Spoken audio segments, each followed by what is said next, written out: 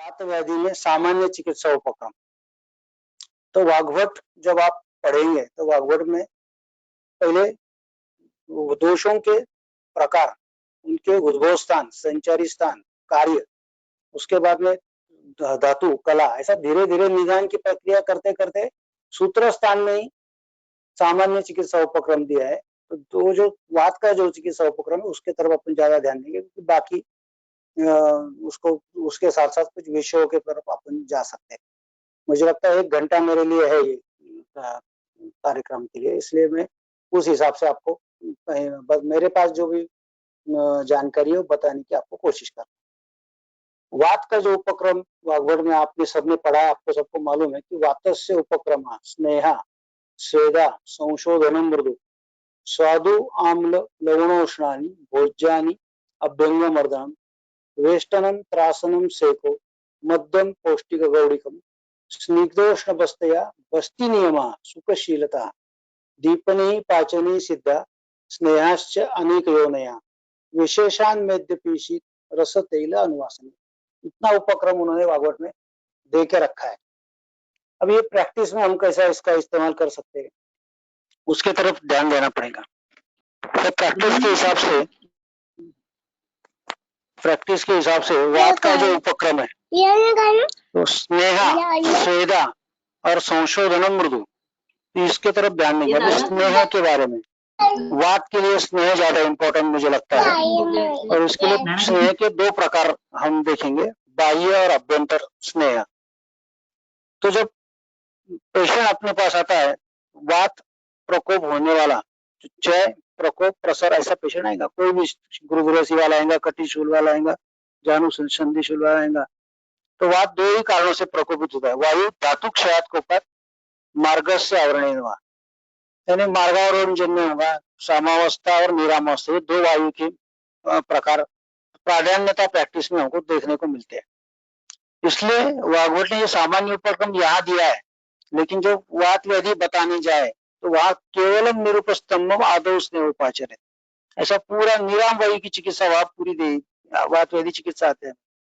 तो अपन पहले उपक्रम की तरफ ध्यान देंगे। स्नेह बाह्य और अभ्यंतर दोनों भी स्नेह का शब्द हम अर्थ उसमें लेंगे।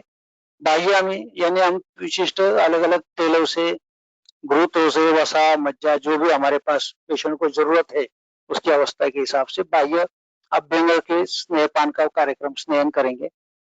अभ्यंतर स्नेहपान करना है तो सर्पी, तेल, वसा, मज्जा, उस पेशेंट की अवस्था देख के हम चूज करेंगे कि कौन सा स्नेह हमको देना है। अभी कल्प का जो वात व्याधि में और बार बार नए नए कल्प बनाना जरूरी रहता है प्रैक्टिस में, तो पेशेंट के ऊपर हम वो कल्प बनाने की प्रक्रिया बहुकल्पम बहुगुणम संपन्नम योग्यम औषधम, इसके लिए वो कल्प अलग अलग बनाने आपको लगते हैं। तो इसमें थोड़े से 2-4 मुद्दे जो प्रैक्टिकली हम बता दें कि हर बार तेल वात की में श्रेष्ठ क्या है तो तेल है, फिर तेल में कौन सा है तो तिल्ली का तेल श्रेष्ठ है, पर हमारे पास अभी तिल्ली का तेल इतनी मात्रा में हम नहीं दे सकते, अब पेशेंट में अफोर्डेबल कर सकता, तो हम उसके लिए सरकी का तेल भी इस्तेमाल कर सकते हैं। सामावस्था है तो हम एरंडी का तेल का भी इस्तेमाल कर सकते हैं, जैसा विषगर्भ तेल प्राय सामावस्था में इस्तेमाल किया जाता है। तो सामावस्था और निरामावस्था जो हमको हर पेशेंट में हम अवस्था जो है वो देखते ही है कि सामावस्था, निरामावस्था, संतर्पण अवस्था, अपतर्पण अवस्था, शाखागत अवस्था और कोष्ठगत अवस्था। तो ये स्नेह में हमको वो संतर्पण, अपतर्पण और सामावस्था, निरामावस्था कंपल्सरी अभ्यंतर स्नेहपान जब हम देते हैं तब देना है। बाह्य भी स्नेहपान में सामावस्था होंगी तो स्नेहपान देते वक्त वो आम बड़े नहीं, ऐसा स्नेह हमको चूज करना पड़ेगा। फिर हमको कल्प बनाने की अनेक विधि मालूम है, तो उसमें से एक मुद्दा मैं बता देता हूँ कि नारायण तेल हमको मालूम है, फिर नारायण घृत भी बन सकता है उसी द्रव्य से। वैसे नारायण तेल हम तिल्ली के तेल में बना सकते हैं, वैसे नारायण तेल हम एरंडी के तेल में भी बना सकते हैं। यानी सामावस्था में नारायण तेल ही देना है तो कैस्टर ऑयल में उसको इस्तेमाल करो, बनाओ और फिर इस्तेमाल करो, तो हम सामावस्था में भी इसका इस्तेमाल कर सकते हैं। एक उदाहरण दिया मैंने जो कर हमारे यहाँ उसका इस्तेमाल एरंडी का तेल का जहां सामवायु उसमें सबसे ज्यादा इस्तेमाल हम एरंडी स्नेह का करते, बाह्य और अभ्यंतर दोनों भी हिसाब से। इसलिए उसने अलग अलग टाइप के घृत है, उसमें भी शायद आपका डिस्कशन हुआ होगा, तो उसमें ज्यादा जाऊंगा नहीं, लेकिन वातवादी जब आप निकालेंगे तो पहला तिलोक घृत आता है जो विरेचन के लिए काम में आता है। और आम पाचक द्रव्यों से, दीपन पाचन द्रव्यों से अभ्यंतर स्नेहपान आप वातवादी में दे सकते हैं। स्वेदन के भी प्रकार है, ताप स्वेद, उष्ण स्वेद, उपनाश स्वेद, द्रव स्वेद। जब पेशेंट हमारे पास पंचकर्म के लिए आता है तो प्राय हम क्या करते हैं, उसको तो नाड़ी स्वेद एक देते हैं, दूसरा सर्वांग स्वेदन उसको देते हैं। स्वेदन का काम क्या है, तो मार्दवता लाना, वात का शमन करना, क्या हमारा उद्देश्य रहता है। वात शुल्क का शमन होना, मार्दवता शरीर में लाना है। स्वेदन की जो वर्णन दिया है ग्रंथों में, वो अपन देख लेंगे। तो उसी हिसाब से ताप स्वेद, उष्ण स्वेद, उपनाह स्वेद और द्रव स्वेद। तो स्वेदन जब वात व्याधि के अलग अलग प्रकार हम पढ़ते हैं, तो कौन सा स्वेदन कहाँ देना है, उसका जब जाएंगे तो हमको मिलता है कि संधिगत वात वाले पेशेंट में आए कि स्नेह, दाह और उपनाह, उपनाह स्वेद वह ज्यादा अच्छा काम करेगा। वात रक्त में परिषेक स्वेद का काम बहुत अच्छा रहता है। निराम वायु में संकर प्रस्तरी पुनः पुनः करने को बोला है, निराम वायु की जो चिकित्सा उपक्रम दिया हुआ। तो ऐसे ज्वर से लेके वात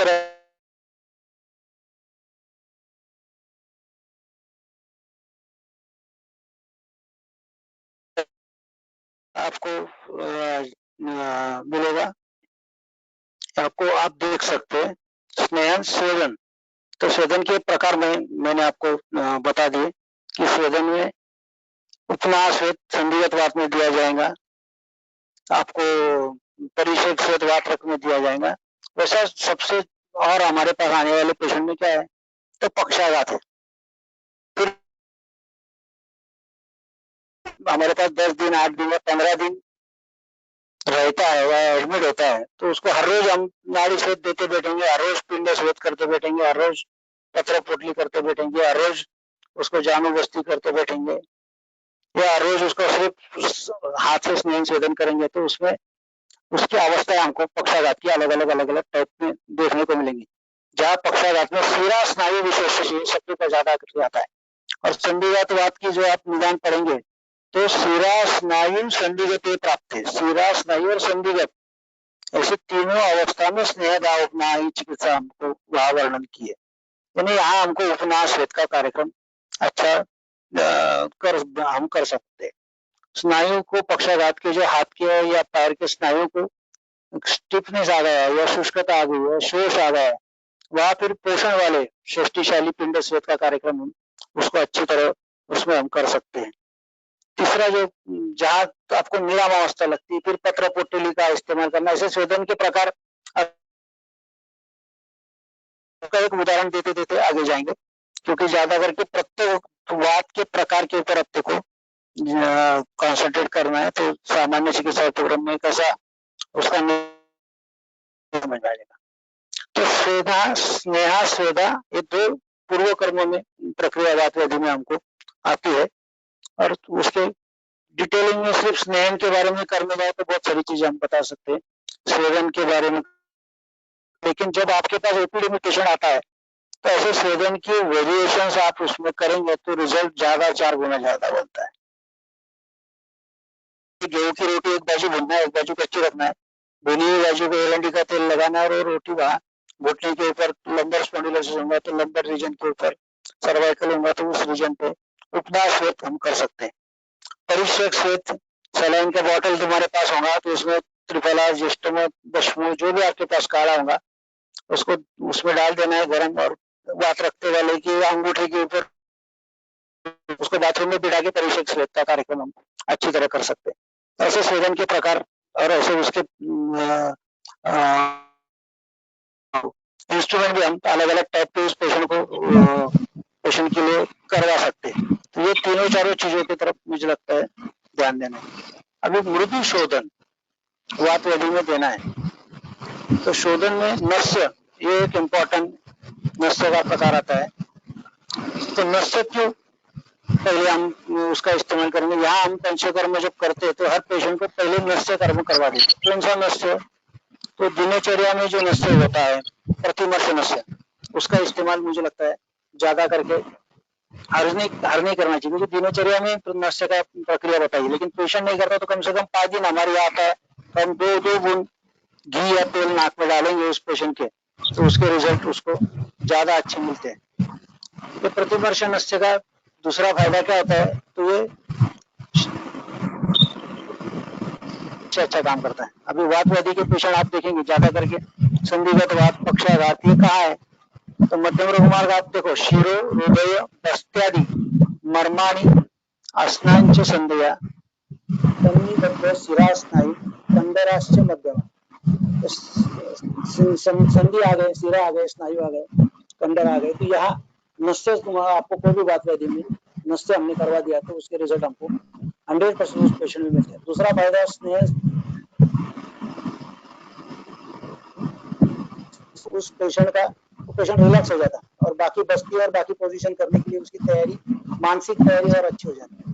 इसलिए मृदु स्वेदन यानी गाय का घी नाक में डालना है या खोपरे का तेल नाक में डालना है, या आपके पास जो भी सिद्ध तेल होगा वो नाक में डालना है। नया पेशेंट होगा तो घी या तेल का इस्तेमाल ज्यादा करके आप कीजिए। उसके बाद में फिर अणु तेल, पंचेंद्रिय वर्धन तेल, विशेष पंचकर्म में हमेशा सामान्य और विशेष पंचकर्म, सामान्य विशेष सिद्धांत का इस्तेमाल करना है। आपको निदान में पहले समझ में आ गया कि वात व्याधि है तो वात के लिए तेल ये सामान्य हो गया, फिर विशेष कौन सा तेल इस्तेमाल करना है, विषगर्भ तेल इस्तेमाल करना है, पंचगुण इस्तेमाल करना है, ये विशेष उपक्रम उसमें उस पेशेंट में आप कर सकते हैं। तो उस हिसाब से आपको तो एडजस्टमेंट वो सामान्य विषय सिद्धांत में करना पड़ेगा। ये काढून टाकू का, काढू मजा आ रहा है अभी? अभी सर थोड़ा नेटवर्क प्रॉब्लेम येतोय मध्ये कोणतरी हा कोणतरी बोलतोय आवाज? अमित सर त्यांना फोन करा, ते नमिता कोठारी त्यांना बंद करायला सांगा, त्यांचा आवाज येतोय। हा प्रवीण सर बोला तुम्ही। आता येतोय आवाज? हा येतोय प्रवीण सर। हो येतोय। ठीक आहे। तर स्नेहा स्वेदा हे 2 प्रकार झाले। मृदू शोधन जे करायचे त्याच्यामध्ये नस्य कर्म महत्वाचं, तर नस्यामध्ये प्रतिमर्श नस्य आहे मृदू शोधनामध्ये। आपण वात व्याधीच्या सगळ्या प्रकारांमध्ये अगदी शिरोरोगापासून स्पॉन्डिलोसिस पासून पक्षाघातापासून संधिगत वातापर्यंत प्रतिमर्श तरी मध्यम रोग मार्ग आहे म्हणून आपल्याला करायला काहीच अडचण नाही आणि तो जास्त त्याला आपल्याला मदत करून जातो। त्याच्यानंतर दुसरी जी वात व्याधीमध्ये येणारे जे आहेत त्याच्यामध्ये स्निग्ध विरेचन आपण पहिले घेऊ, कारण निरामवायूमध्ये आणि मग अनुवासन बसतील, निर्वसन नंबर नंतर आहे आणि उलट प्रॅक्टिस मध्ये उलट सापडतं। मला स्टंपवाला पेशंट येतो, मार्गावर दादा सॉरी दादा हिंदी वर का मराठीत चालला तू? हो सॉरी। तो ज्यादा करके पेशेंट जो आते हैं हमारे पास वो निरामावस्था नहीं सामावस्था में आते हैं या मार्गावरोजन वात प्रकोप हमारे पास आते हैं। तो उसके लिए हमको ध्यान देना पड़ता है कि जो ग्रंथों में जो क्रम दिया है वात व्याधि के लिए विरेचन है, फिर अनुवासन है, या उपक्रम में भी अनुवासन का वर्णन है, बाद में निर्वह का वर्णन आगे जाके आता है। या निर्वह का वात व्याधि में इतना कल्प भी जितने दिए नहीं वो कल्प स्थान में आपको देखने पड़ेंगे।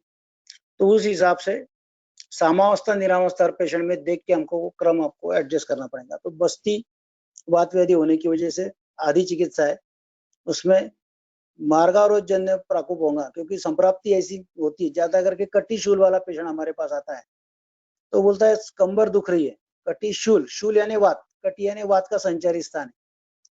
तो वात के लिए क्या तेल और संचारी स्थान यानी वात के स्थान के लिए क्या तो बस्ती। तो इस पेशेंट को हम पेट साफ है, मल प्रवृत्ति साफ है, पक्वाशय खाली है यानी उद्भव स्थान पूरा क्लियर है, तो हम उसको स्नेहन स्वेदन पूर्वक अनुवासन बस्ती दे सकते हैं। लेकिन संडा साफ नहीं है, मलावष्टंभ है,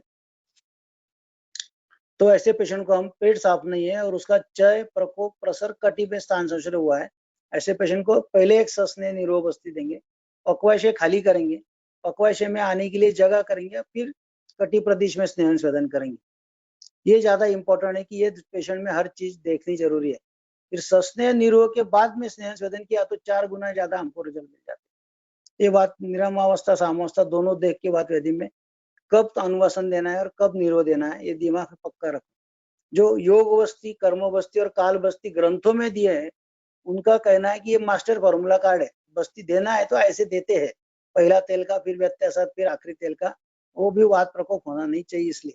लेकिन वो पेशेंट सामावस्था का है, पहले दिन आपने सस्ने निरो बस्ती दिया, उसका फायदा उसको हुआ, लेकिन पूरा आम नहीं गया, तो दूसरा अनुवासन देने के बाद में उसको ज्वर आता है, अग्निमाल्य होता है, या वात सामावस्था के कारण वात प्रकोप उल्टा होता है, या फायदा होता नहीं, अग्निमाल्य हो जाता है, तो वैसे टाइम दूसरा भी हमको सस्नेह निर्वय देना पड़ेगा। वो स्नेह जो इस्तेमाल करना है निरोग में, वो भी आम पाचक की स्नेह हम उसको देंगे तो रिजल्ट हमको ज्यादा मिलेगा। ये तारतम्य वाली बात जो है, ये मृदु शोधन में आपको ध्यान देनी पड़ेगी। मृदु विरेचन, मृदु विरेचन में अनुलोमन भी चाहिए और मृदु विरेचन भी चाहिए। तो अनुलोमन का काम क्या है? कृत्वापाका मलानाम, मल को पक्व करने वाला सबसे श्रेष्ठ क्या है?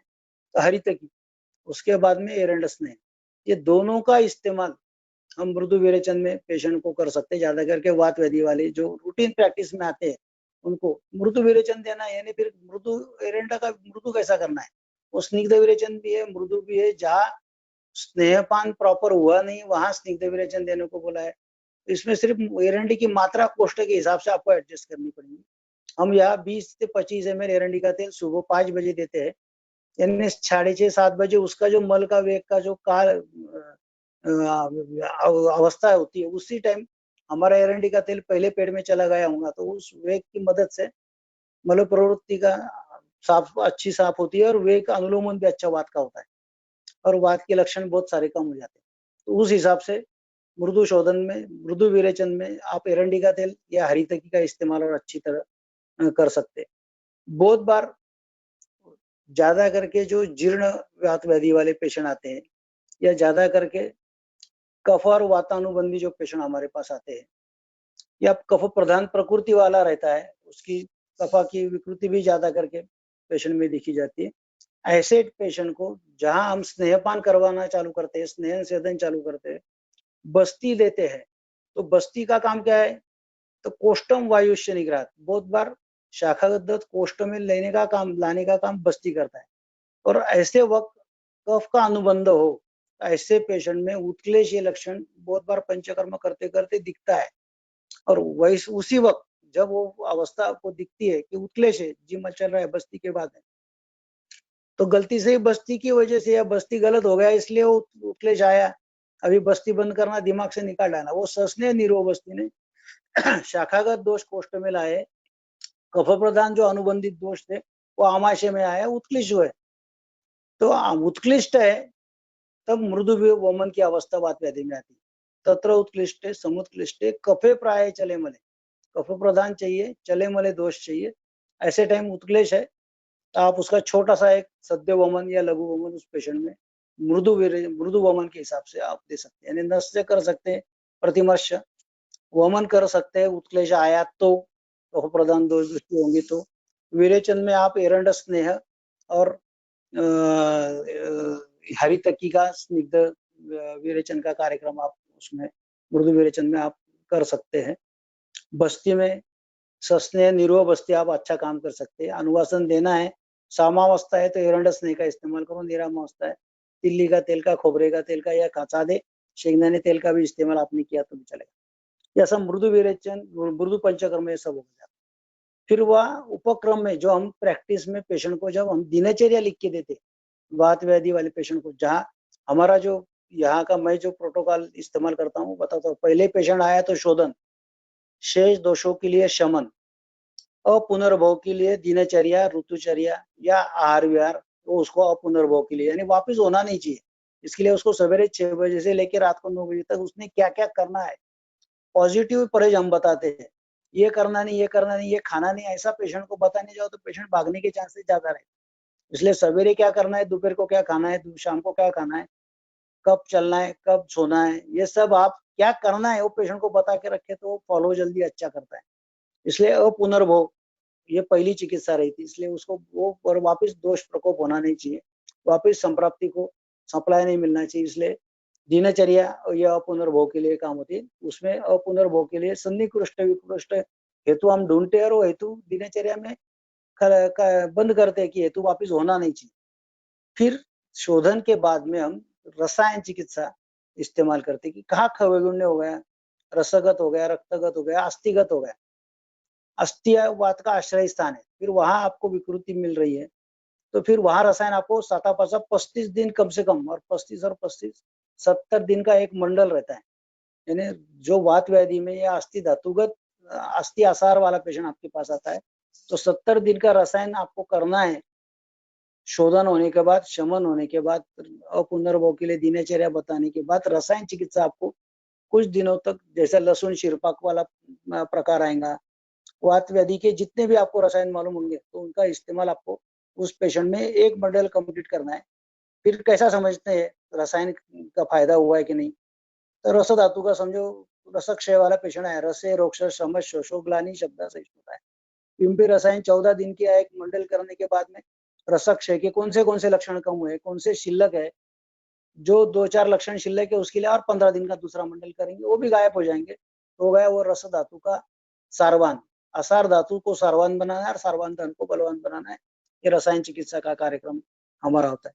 तो इसमें फिर जो वात का उपक्रम है उसमें आहार कैसा देना है, मधुर आम्ल लवणोष्णानी, यानी उसका उन्होंने बता के रखा है कि वात व्याधि पेशेंट आ रहा है तो स्वादाम्ल लवणोष्णानी ये आपको आहार देना है। तो उसके लिए 8 बजे स्वादाम्ल लवणोष्णानी क्या देना है, 12 बजे क्या देना है, 4 बजे कुछ देना है क्या, शाम को 7 बजे के अंदर क्या खाना है उस द्रव्य से। तो आहार के पदार्थ आप बताते जाओ पेशेंट को कि आपको खजूर मनुका अमसूल का शरबत सवेरे लेना है रसायन काल में, खजूर आदि मंत्र लेना है, दोपहर को सब्जी रोटी खानी है, शाम को भाकरी चटनी खानी है, क्या खाना है वो पदार्थ आप बता के रखेंगे तो पेशेंट और अच्छी तरह फॉलो आपको करता है। भोज्यानी अभ्यंग मर्दनम, यानी वात व्याधि पेशेंट वाला है तो दिनचर्या में अभ्यंग कंपलसरी करना है। पेशेंट रुक्ष है, उसमें वात प्रकोप ज्यादा है तो प्रतिलोम अभ्यंग करना है, उसका संतर्पण करना है। रुग्ण संतर्पण होता है तो उसको अनुलोम अभ्यंग करना है और वो ऐसा द्रव्य इस्तेमाल करना है जिससे उसका मांस मेदों का वृद्धि होनी चाहिए। उसके बाद में मर्दन को ज्यादा इंपॉर्टेंट दिया। मर्दन कितना करना है तो पसीना, कपाल के ऊपर पसीना आना चाहिए, इतना मर्दन उस वात व्याधि वाले पेशेंट को आपको आना चाहिए। सब दुनिया पंखी के नीचे सोती है, वात व्याधि वाले को कंपलसरी बताना कि तेरे को एक तो चद्दर ओढ़ के पहनना है, सोना है, यानी वेस्टर्नम त्रासनम सेको। नहीं तो उसके वो बोलता है बहुत अच्छा लगा, पंखा बिंखा चालू किया रात को और सवेरे वापस बदन अकड़ गया, दिन भर मुझे पंचकर्म किया बहुत फायदा हुआ, लेकिन दोपहर को सोया था, सोने के बाद उठा तो और जकड़न बढ़ गई। तो ये वेस्टर्नम त्रासनम सेको। अभी त्रासन क्या करना है, तो वात व्याधि वाले पेशेंट और वात प्रकृति वाले पेशेंट सबसे ज्यादा आपको आपके मुंह पे बोलते हैं कि मुझे कोई फायदा नहीं हुआ आपसे, या मुझे इतना रिजल्ट नहीं मिला, या मुझे अभी तक इतना फायदा नहीं हुआ। क्यों, तो वो वैसा दुष्कर ही है बनने के लिए और पेशेंट भी अपने पास जल्दी आता नहीं, शुरुआत की अवस्था में आता है तो हम उसको सकते। तो उसके लिए असम से को उसका प्रकृति देख के आप उसको उसका कार्यक्रम प्लानिंग करो कि इसको क्या करना है। इधर आगे जाके उन्होंने बोला है कि सुखशीलता, उसको आराम करने को बोला है, और यहाँ फिर त्रासन का भी प्रकार बोला है। तो त्रासन का क्या क्या करना है, तो जो भी सांधा दुख रहा है, जो भी घुटना दुख रहा है, जो भी कमर दुख रही है उसको कंफर्म करो। वात व्याधि वाला, वात प्रकृति वाला पेशेंट तो थोड़ा जोर से चिल्ला उसको, ये खाया था क्या, परहेज किया था कि नहीं, वो बराबर चुप बैठता, अगले टाइम जो गलती है वो दुरुस्त करने में काम होता है। सेको मध्यम पौष्टिकम गौड़िकम, यानी आस्वारिष्ट वाले। आवाज आ रही क्या आपको, आवाज आ रही? येते प्रवीण दादा, येते। ओके। मध्यम पौष्टिक गौड़िकम, पिष्टमय पदार्थ कार्बोहाइड्रेट्स वाले, जैसे हम यहाँ बदरारिष्ट बनाते हैं, हमारे पास बोर ज्यादा आते बेर, तो उसका अरिष्ट बनाते हैं। मध्यम पौष्टिकम गौड़िकम, जिसमें पिष्टमय पदार्थ हो, ऐसे मध्य का इस्तेमाल करने को बोला। ऐसे आस्वादिष्ट हम बना सकते हैं, और उसके साथ साथ भी हमारे पास आस्वादिष्ट बात में दशमूलारिष्ट है, महाराष्ट्री काढा है, रास्ता हॅलो सर, रास्ता सर प्लीज. ये सब शरद कोण आहे, त्यांचा माईक चालू आहे म्हणून सरांचा आवाज येत नाही व्यवस्थित.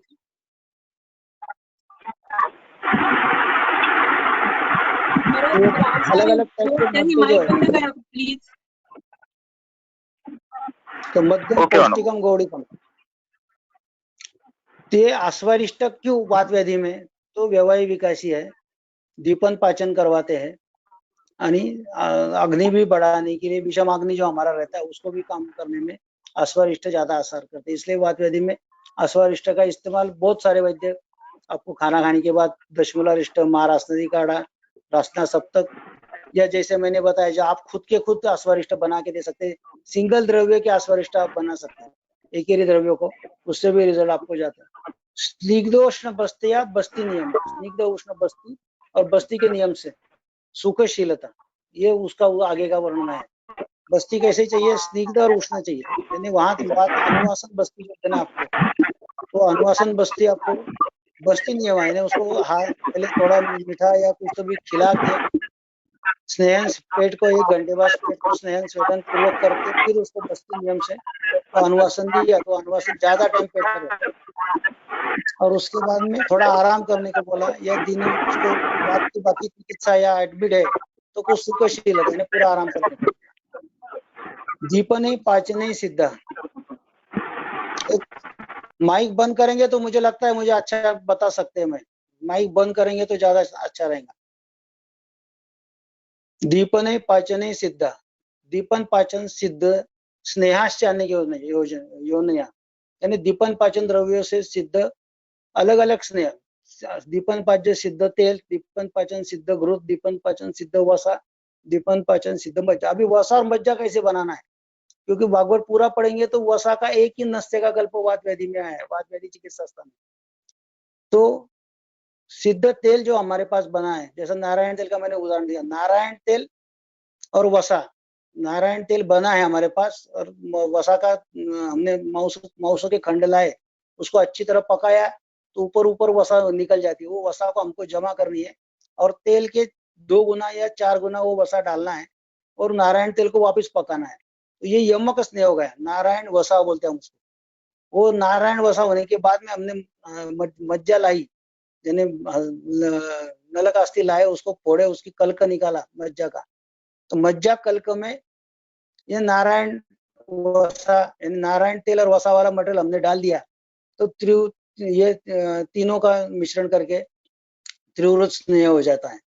और घी डाल दिया तो महास्नेह भी उसका हो सकता है। तो ऐसी चीजें हम स्नेहाश्च अनेक योनिया, लेकिन ये स्नेह कैसा देना है, तो उसके द्रव्य दीपन पाचन जो आपके पास होंगे उसका इस्तेमाल करना है। इसमें भी सामान्य चिकित्सा, विशेष चिकित्सा मैंने पहले ही बताया था। विशेष क्या करना है वात व्याधि में, समझो इतना आपको नहीं जम रहा है प्रैक्टिस में। शीत रस तेल अनुवासन, यानी विशेष क्या करना है, तो मांसरस कंपलसरी उस पेशेंट को देना है। अभी जो पेशेंट मांसरस नहीं खाता उसको क्या करना है, तो उसको घी खिलाना है, या उस हिसाब से संतर्पण करने वाला जो भी तेल और अनुवासन, मांसरस कम से कम तेल देना है और अनुवासन बस्ती देना है। इतना उपक्रम आप पेशेंट को करेंगे तो आपको रिजल्ट मिलेगा। अभी वात व्याधि के बाकी व्याधियों की तरफ अपन जाएंगे। ये हो गया सामान्य चिकित्सा उपक्रम, यानी अभी आगे जाके आपके पास संदिग्ध वाला पेशेंट आया, या आप जो वात व्याधि पढ़ेंगे तो वहां एक ही लाइन में संदिग्धवाद दिया है। क्या दिया है, तो शिरा स्नायु संदिग्धते पाते प्राप्त स्नेह दावोपना, यानी क्या हुआ, ये संदिग्धवाद की विशेष चिकित्सा हुई, स्नेह दाव रोपना। सामान्य चिकित्सा सूत्र स्थान में बागुर बोलता है, मैंने दे के रखी आपको, वात से उपक्रम में बताया आपको वहां से इस पेशेंट में जो जो चीज चाहिए वो उठाओ और उसके साथ स्नेह दाव ना करो, तो संदिग्धवाद ज्यादा अच्छा हो सकता है। ये उसमें उसका बताने का मतलब ज्यादा ध्यान में रखना है। अर्दिते नावन मृदनीत एलम, अर्दित में क्या करना है, नावन करना है और मृदनीत एलम करना है, सिर के ऊपर तेल डालना है, बस हो गया अर्दित नहीं। तो ये वातस्य उपक्रमा स्नेहा स्वेदा संशोधन मृदु में से जो चीज आपको इस्तेमाल उस पेशेंट में करनी है वो करो, और उसके साथ नस्य करो और मुर्दी तेल करो, तो वो अर्दित पूरा तुम्हारा हो सकता है। गंडूश करो, शिरोबस्ती करो, वाद या नहीं है, लेकिन आपको आपके दिमाग से इस्तेमाल करना है। स्नेहनम स्नेह संयुक्तम पक्षाघाती विरेचनम, यानी पक्षाघात इतना बड़ा है, इतने सारे पेशेंट हमारे पास आते हैं। अभी आपने अनिल का पक्षाघात का लेक्चर पूरा पढ़ा, आज ही मैंने आधा पढ़ा, आधा सुना, आधा और बाकी रात को सुनूंगा।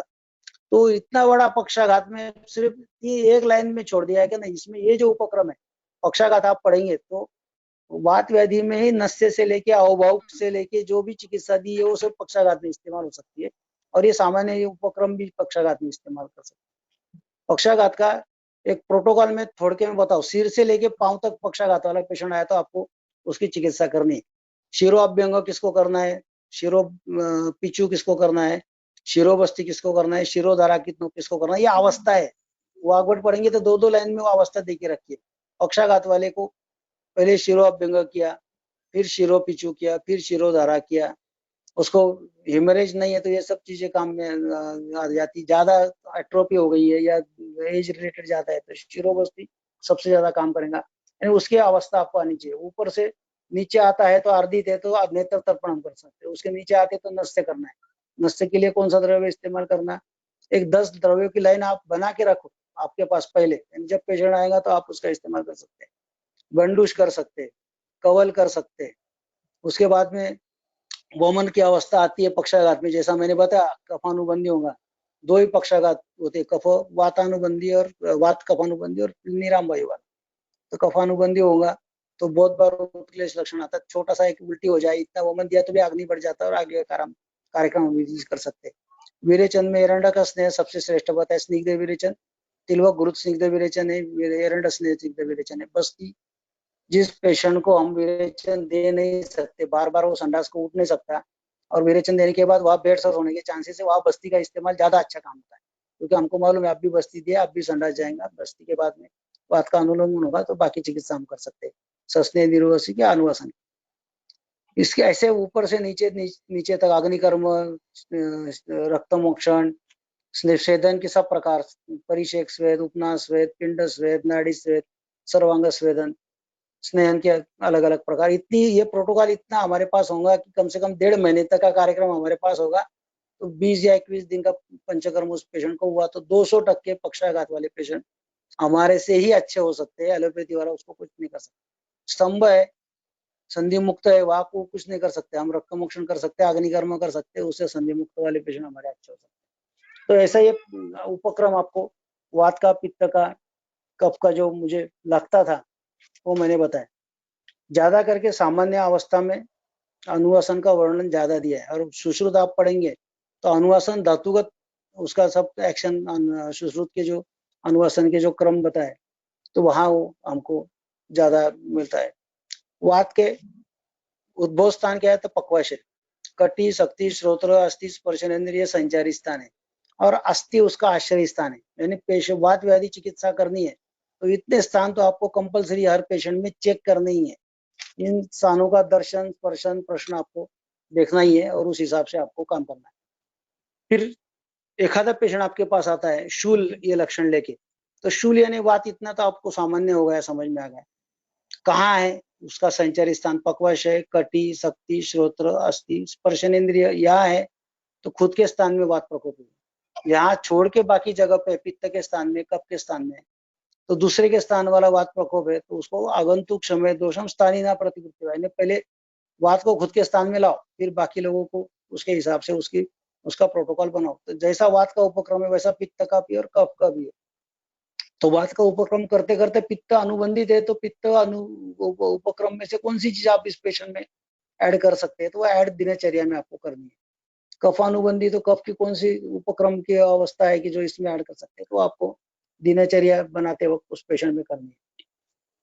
अभी वात के जो 5 प्रकार है उसके तरफ मैं ज्यादा करके जाऊंगा कि आपको अलग अलग व्याधि के बारे में मैं बताना चाहूंगा और प्रोटोकॉल उसको चिकित्सा सिद्धांत बताना चाहूंगा। कल्प क्या इस्तेमाल करना है आप मेरे से अच्छी तरह जानते हैं और अच्छी तरह आप उसका इस्तेमाल कर सकते हैं कि वो वात को इम्पोर्टेंट जो वाग्भट ने जितना ज्यादा दिया है चरक में, और उसमें उसके चरक में प्रकार आए वात के, उसके गुण आए, लेकिन ज्यादा वाग्भट में जो वर्णन दिया है उसको एक एक मुद्दा अपन ज्यादा ध्यान देंगे। प्राणवायु का अपन पहले सोचेंगे। प्राणोत्र मूर्धगा कहाँ रहता है तो सिर में रहता है। उरक, कंठ, चरो, बुद्धि, हृदय, इंद्रिय, चित्त, ध्रुव, विश्वास अन्न प्रवेश, यानी उसका उद्भव स्थान हमको मालूम हो गया। वात प्राणवायु का शिरस स्थान है। उसके संचारी स्थान में मालूम है, उरक घूमते रहता है और काम क्या करता है, बुद्धि, हृदय, इंद्रिय, चित्त, ध्रुव, ये उसका चित्त का धारण करता है। और शवत उद्गार निश्वास अन्न प्रवेश। अभी पेशेंट हमारे पास कैसा आता है, श्वास लेने में तकलीफ होती कि छोड़ने में तकलीफ होती, इतना आपने पूछा, तो आपको बात कौन सा है वो समझ। छोड़ने में तकलीफ हो रही है उदान वायु, लेने में निश्वास अन्न प्रवेश करने में तकलीफ है, श्वास अंदर लेने में तकलीफ को समझ में आ जाएगा। यानी आपको प्राण वायु की विकृति इतना समझ में आ गया कि आपके पास ये पूरी लाइन पड़ी हुई है। फिर इस पेशेंट को जैसे एलोपैथी वाला लेटाता है, छाती चेक करता है, बीपी चेक करता है, वैसे हमको क्या करना है, तो उसका पूरा स्थान चेक करना है। उसे कंठ में कुछ तकलीफ है क्या, दर्शन प्रश्न परीक्षा से आपको पूछनी है। एखादा पेशेंट उल्टा आएगा, आपका बुद्धि की बिगड़ा हुआ, बुद्धि से रिलेटेड कुछ काम बिगड़ा हुआ है और वो आपके पास आएगा।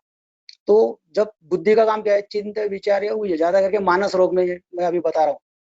ये निदान की प्रक्रिया में बताता हूँ, चिकित्सा तो आपको निदान समझ में आ गया, तो चिकित्सा आप जो भी आपके पास होगा आप इस्तेमाल कर सकते हैं। तो बुद्धि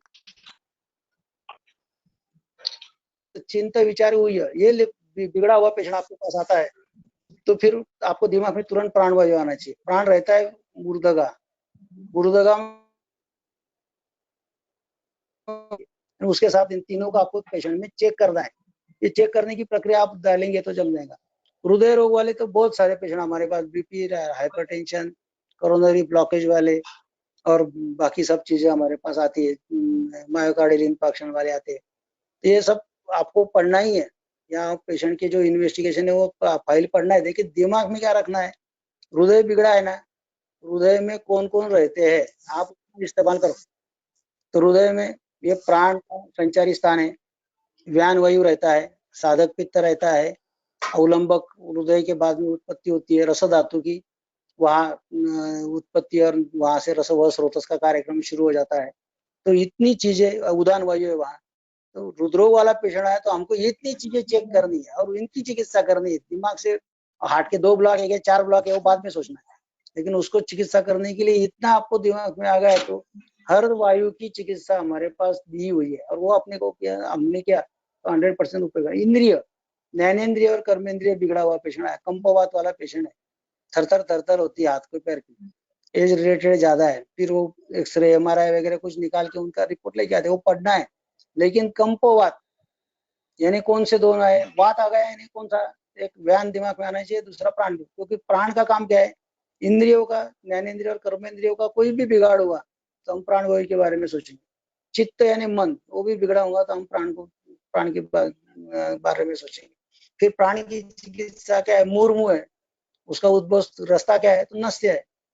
फिर नस्य के साथ उसको मदद करने के लिए शिरोवस्ती है, उसके साथ कर्णपूरण है, उसके साथ जरूरत नहीं तो भी आप कंडूश और कवल करके देखो मनोवश स्रोतस वाले पेशेंट में, हृदरोग वाले पेशेंट में करके देखो क्या फायदा होता है उसका, नस्य करके देखो तो क्या फायदा होता है आपको। उसके जैसे जैसे आप प्रैक्टिकली उसको इस्तेमाल, उस प्रोसीजर को करने बैठेंगे तब आपको ध्यान में आ जाएगा कि अरे प्राणव स्रोतस का उद्भव स्थान आमाशय है, तो आपको वो स्रोतस के हिसाब से आगे जाके उसका इस्तेमाल हो सकता है। तो ऐसे हर वायु का विशेष उपक्रम आपको उस पेशेंट में देखने को आपको मिलेगा और उस हिसाब से फिर मध्यम रोग मार्ग वाले जितने भी पेशेंट आपके पास आएंगे तो आपको दिमाग में तुरंत प्राणवायु आना ही चाहिए।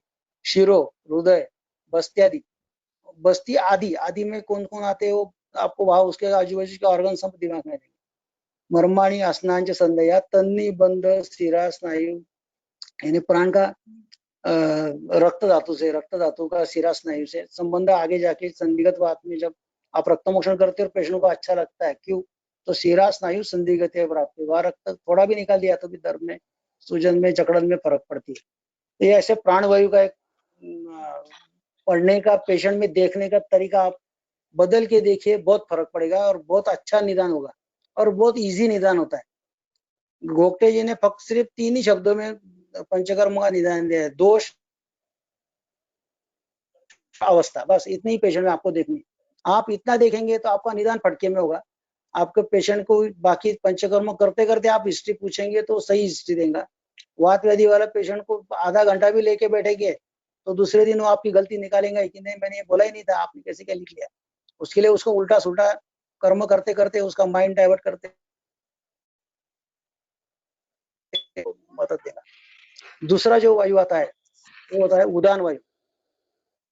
उदान का भी वैसा ही है। उदान वायु वाले पेशेंट अपने पास कैसे आते हैं, उल्टा विचार करेंगे। उरस्थानम उदानस्य नासा नाभि गलांश्चरेत वाक प्रवृत्ति प्रयत्न ऊर्जा बल वर्ण स्मृति क्रिया। अभी आप रसायन अध्याय पढ़ेंगे तो रसायन अध्याय में हर रसायन के बारे में दिया कि ये रसायन क्या 1 महीना खाए तो क्या क्या फायदा होता है, तो आयुष्य बढ़ता है, बल बढ़ता है। उसके साथ में एक शब्द आता है स्मृति बढ़ती है, धृति बढ़ती है, स्मरण शक्ति, धारण शक्ति, ये बार बार ये वर्णन वहां आपको देखने को मिला रसायन अध्ययन में। तो ये पेशेंट अपने पास वाक प्रवृत्ति प्रयत्न ऊर्जा बल वर्ण स्मृति क्रिया, ऐसे पेशेंट जब हमारे पास आते क्या क्या आएंगे वो, तो उरस्थान वात का उद्भव स्थान है, नासा नाभि गला ये उसका घूमने का स्थान है। और प्रयत्न यानी उत्साह ऊर्जा क्या करता है, तो वाक प्रवृत्ति, बोलने में कोई भी दिक्कत वाला पेशेंट आता, हकलाने वाला, मुख मिन मिन गदगद हो पेशेंट, हम क्या करते हैं उसके जबान के ऊपर कुछ अक्कल कारा लगाते बैठते हैं, नस्त्य करना जरूरी है हमारे हिसाब से, शिरोवस्ती करना जरूरी है, और उदान वायु दिमाग में रख के हमको उसको काम करना है।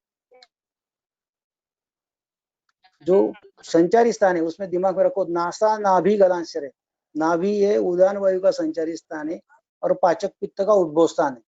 यानी पाचक पित्त की बिगाड़ हुआ है या नाभि उदान वायु की वजह से नाभि के उदान वायु का दृष्टि है, तो वहां हमने पिचू रखा नाभि के ऊपर। एक जैन साधु थे, उनको बोलने में प्रवचन में अड़चन थी और वो बोल रहे थे कि मुंह के जरिए हम कुछ नहीं लूंगा, आपको ऊपर से कुछ देना है लगाना है तो आप दे सकते हैं।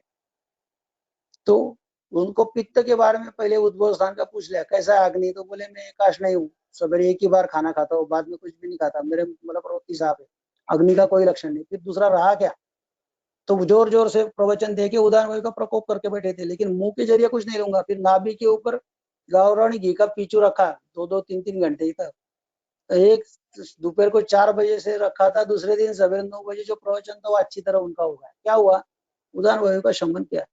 फिर उनको सवेरे जो उनका कार्यक्रम था उस टाइम न, जो आहार का टाइम था उस टाइम नाक में घी डालना वो पसंद था या उन्होंने परवानगी दी थी, फिर सवेरे नस्य किया।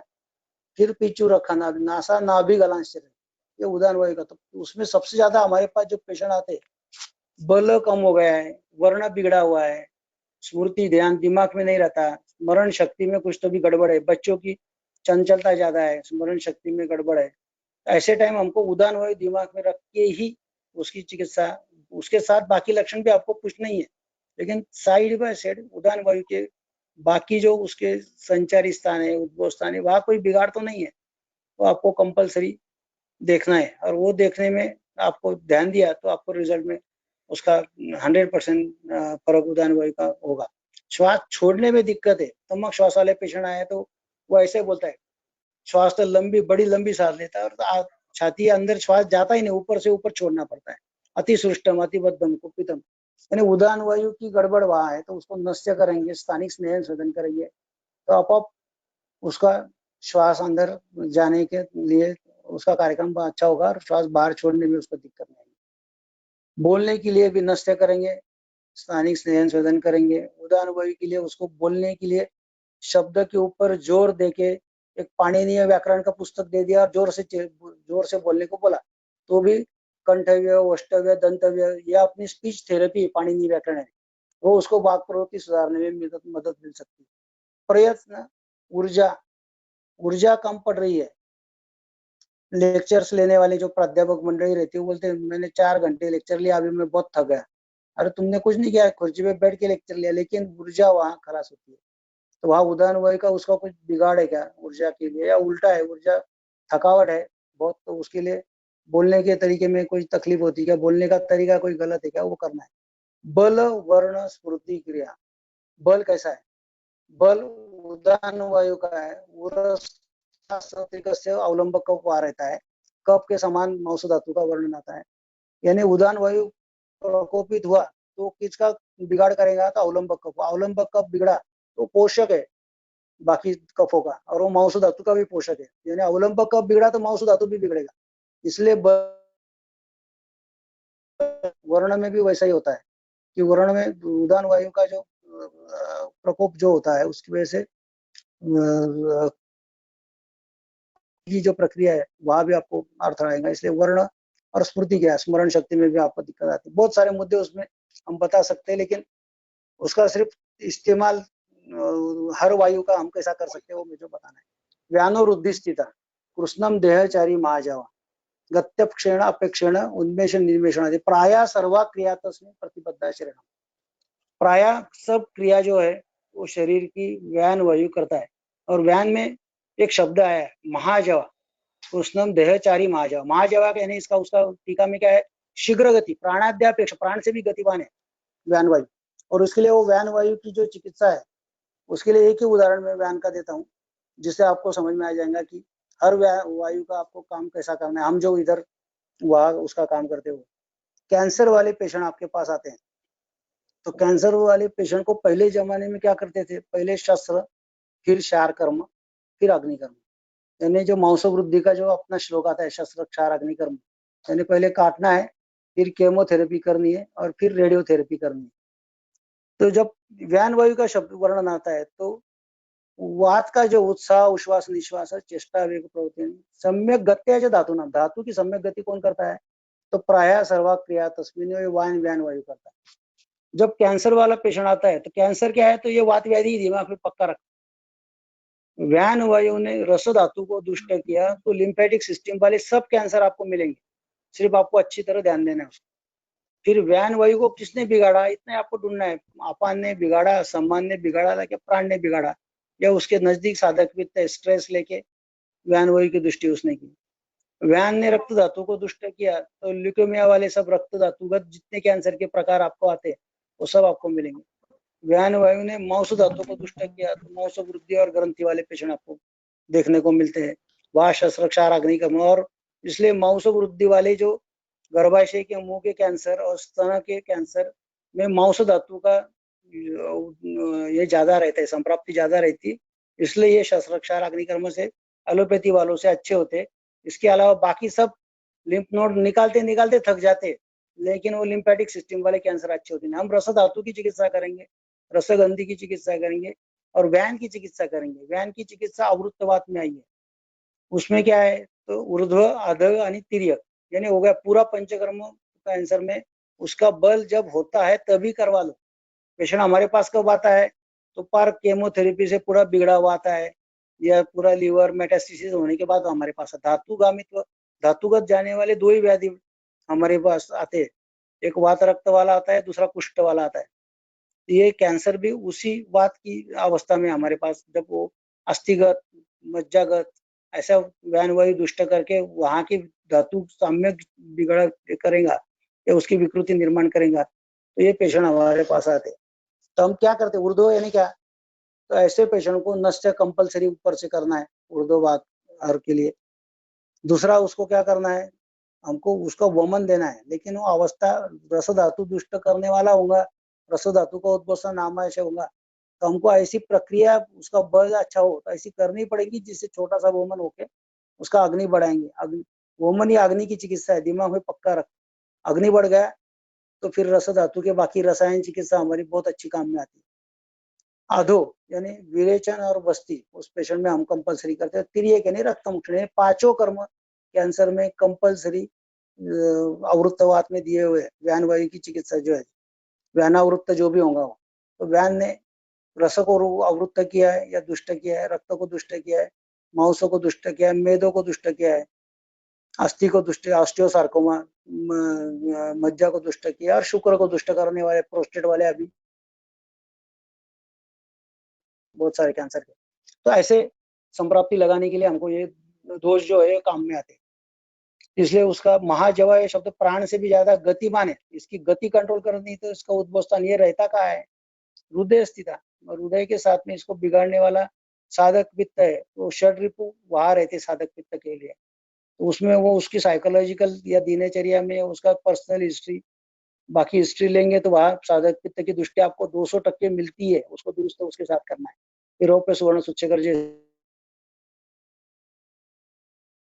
को कंट्रोल में रखना है तो बस्ती सिवा पर्याय नहीं। छोटे छोटे बस्ती उसको भी सिखा दिया और बस्ती करवाने जाओ तो कैंसर वाले पेशेंट 200% हमारे अच्छे हो सकते हैं। व्यान के और बहुत सारे उदाहरण हम दे सकते हैं, लेकिन ये आपको छोड़ के मैं जितना मैं बता सकता हूँ, उतना ध्यान देना है। समान वायु समानो अग्नि समिष्टा कोष्ठे चरति सर्वथा अन्नम गृह्णाति पचेति विवेचयति मंचति। समान वायु यानी पित्त धरा कला सायव मज्जा धरा कला, जितनी न्यूरोलॉजिकल डिसऑर्डर है या जितने न्यूरोपैथी वाले पेशेंट है या जितने शिरोरोग वाले पेशेंट है या जितनी बड़ी ब्रांच न्यूरोलॉजी की, जैसे हम रसग्रंथि का बोलते हैं कि जितने एंडोक्राइनोलॉजिस्ट है उनको जितना नहीं समझता उतना हम सिर्फ रस धातु को समझे। कहाँ है रसव स्रोतस हृदय मूलम दश धमन्यास्य, यानी हृदय से दश धमनियां जो निकलती, पिट्यूटरी से लेके थायराइड से लेके पैनक्रियास से लेके स्प्लीन से लेके दश धमनियां है। तो एक बिगड़ा तो सब उसकी लाइन बिगड़ती है। तो रस धातु को दुरुस्त करो, पूरी एंडोक्राइनोलॉजी हमारी रसव स्रोतस में हमको मिलती है। जरा डिटेल में उसको जाना पड़ेगा। रस वृद्धि के लक्षण, रस क्षय के लक्षण आपने पढ़े तो हाइपोथायराइडिज्म हाइपरथायराइडिज्म वाले पेशेंट आपको तुरंत सामने दिखने लगेंगे। तो उसको रस धातु की चिकित्सा करनी है। और फिर थायराइड में वापिस आया, रस कहाँ रहता है? हृदय के ठिकान में। उसके साथ साधक पित्त बिगड़ा हुआ है क्या, व्यान वायु बिगड़ा हुआ है क्या, प्राण वायु बिगड़ा हुआ है क्या, उसके लक्षण रस वृद्धि हुई है, रसो श्लेष्म होते हैं, तो मेद वृद्धि हुई क्या, वजन बढ़ रहा है, ये सब लक्षण आपको जब देखेंगे होते। वैसे मज्जा धातु का है, पित्त धरा कला सायव मज्जा धरा कला। मज्जा धरा कला वाला या न्यूरोपैथी वाला पेशेंट हमारे पास आता है तो उसको हम चेक कैसा करना है? हमको उसको पित्त धरा कला चेक करना है। अन्नम गृह्णाति कितने बजे लेता है, पचती कितने घंटे में होता है, विवेचन प्रॉपर होता है कि नहीं और मुंचन होता है कि नहीं, ये आपने ध्यान दिया तो आप पित्त धरा कला में कोई पर्पटी कल्प डाल दिया, पित्त धरा कला में कोई मज्जावर्धक आपने दे दी, तो पित्त धरा कला सायव मज्जा धरा कला बराबर पोषण करता है। कला का भी बहुत अच्छा क्रम है। पक्वाशय में कौन सी है? तो पुरुष धरा कला है, वो अस्थि धरा कला में अस्थि का पोषण करवाती है। यानी अस्थि अस्त्या षडाम व्याधिनाम पंचकर्माणि भेषजम बस्त्या क्षीरसर्पी उन्होंने बताया। तो जरा मज्जा को है, यानी अस्थि मज्जा और आमाशय जो है वो शुक्र धरा कला के लिए दिमाग में पक्का रखना है। और सद्य शुक्र कर पया, दूध क्या करता है? सद्य शुक्र करता है। यानी आमाशय में वो क्लेदक कप की पहला अवस्था पाक बिगड़ा तो रस रक्त और शुक्र सार्वदेहिक है, तो रस दृष्टि हुई तो शुक्र दृष्टि वाले पेशेंट आपको 100% मिलेंगे। इसलिए समान वायु का पित्त धरा कला चेक करने के लिए अन्नम गृह्णाति कितने बजे बराबर होता है कि पचती बराबर है कि विवेचती बराबर है कि नहीं, मुंचती बराबर है कि नहीं, इतना आपको देखना है। पित्त धरा कला वापिस मनोज स्रोतस वाले बहुत सारे पेशेंट आपको पित्त धरा कला के हिसाब से आएंगे। इरिटेबल बॉवेल सिंड्रोम वाले सगळे आएंगे, अल्सरेटिव कोलाइटिस वाले सब पित्त धरा कला दिमाग में रखे दुरुस्त कर सकते हैं। अपान वायु ये सबसे आखिरी का काम है। अपानो अपानगा श्रोणी बस्ती मेढ्र उरु गोचरा शुक्रार्थ व शक्रुमूत्र गर्भ निष्क्रमण क्रिया। अभी उद्भव स्थान अपान का बहुत बढ़िया है, दिमाग में पक्का रखो। बुधम अवस्थितम स्थानम अपान, अपान का उद्भव स्थान क्या है? तो बुध की जो 3 वलिया प्रवाणी विसर्जनी और वो बुध अवस्थित जो स्थान है उतना ही अपान का स्थान है। क्योंकि बहुत बार लोग बोलते हैं कि हमने ऑपरेशन करवा दिया, पक्वाशय वो स्थान है, फिर पक्वाशय को हमने निकाल दिया और ये पेशेंट जिंदा कैसा है? तो उसका उद्भव स्थान उत्तम अवस्थितम डॉक्टर लोग रखते हैं, पूरा पक्वाशय निकालते तो भी गुद को मत कभी निकालते नहीं, तो वो अवस्थित स्थान उधर रहता है और फिर वो कम ज्यादा मात्रा में बाकी बातों करता है या उसमें पक्वाशय निकाला तो कोई ना कोई बाकी वायु की बिगाड़ आपको दिखती है। लेकिन उसका जो पक्वाशय उसका उद्भव स्थान है, लेकिन गुदम अवस्थित स्थान ज्यादा इंपॉर्टेंट है दिमाग पर। श्रोणी बस्ती मेढ्र उरु गोचर ये विचरण यानी घूमने वाले स्थान है, उसके यहाँ घूमता है वो। फिर अपान वायु के जितने पेशेंट हमारे पास आते हैं वहां फिर शुक्र आर्तव शक्रुम मूत्र गर्भ निष्क्रमण क्रिया इतना कार्यक्रम अपान का है। यानी निष्क्रमण क्रिया जो बिगड़ी हुई है तो वह आप शुक्र धातु के दृष्टि वाले जितने शुक्र दृष्टि के 4 प्रकार बताए या स्टर्लिटी के जितने भी पेशेंट आएंगे वह आपको बस्ती के 2 प्रकार करने, पहले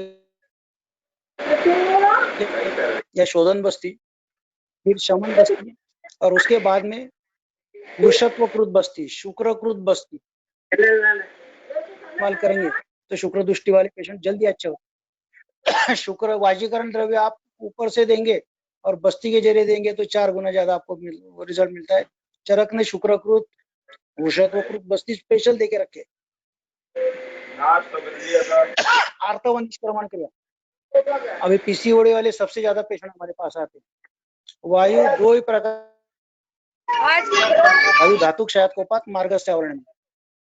तो पीसीओडी वाले भी वैसे ही पेशेंट आपको मिलेंगे। एक ज्यादा ब्लीडिंग वाला पेशेंट आता है, वो धातु क्षयजन्यवात प्रकोप होता है, और जिसको 4-4 महीने माहवारी आती नहीं है, मेंसेस आती नहीं है, वो मार्गावरोधजन्यवात प्रकोप होता है। दोनों की भी लाइन ऑफ ट्रीटमेंट पीसीओडी की वजह से देंगे।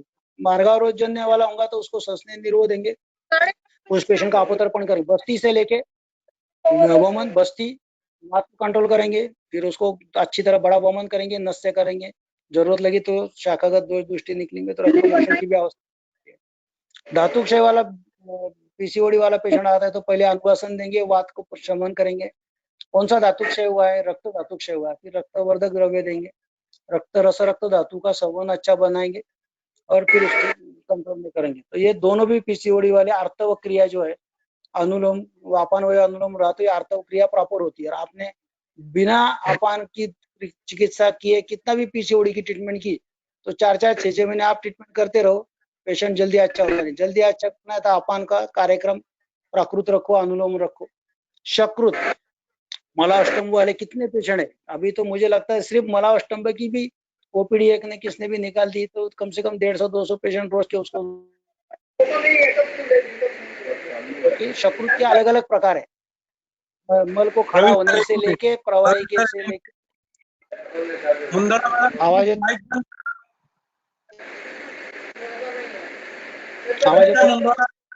बंद करा लगेच।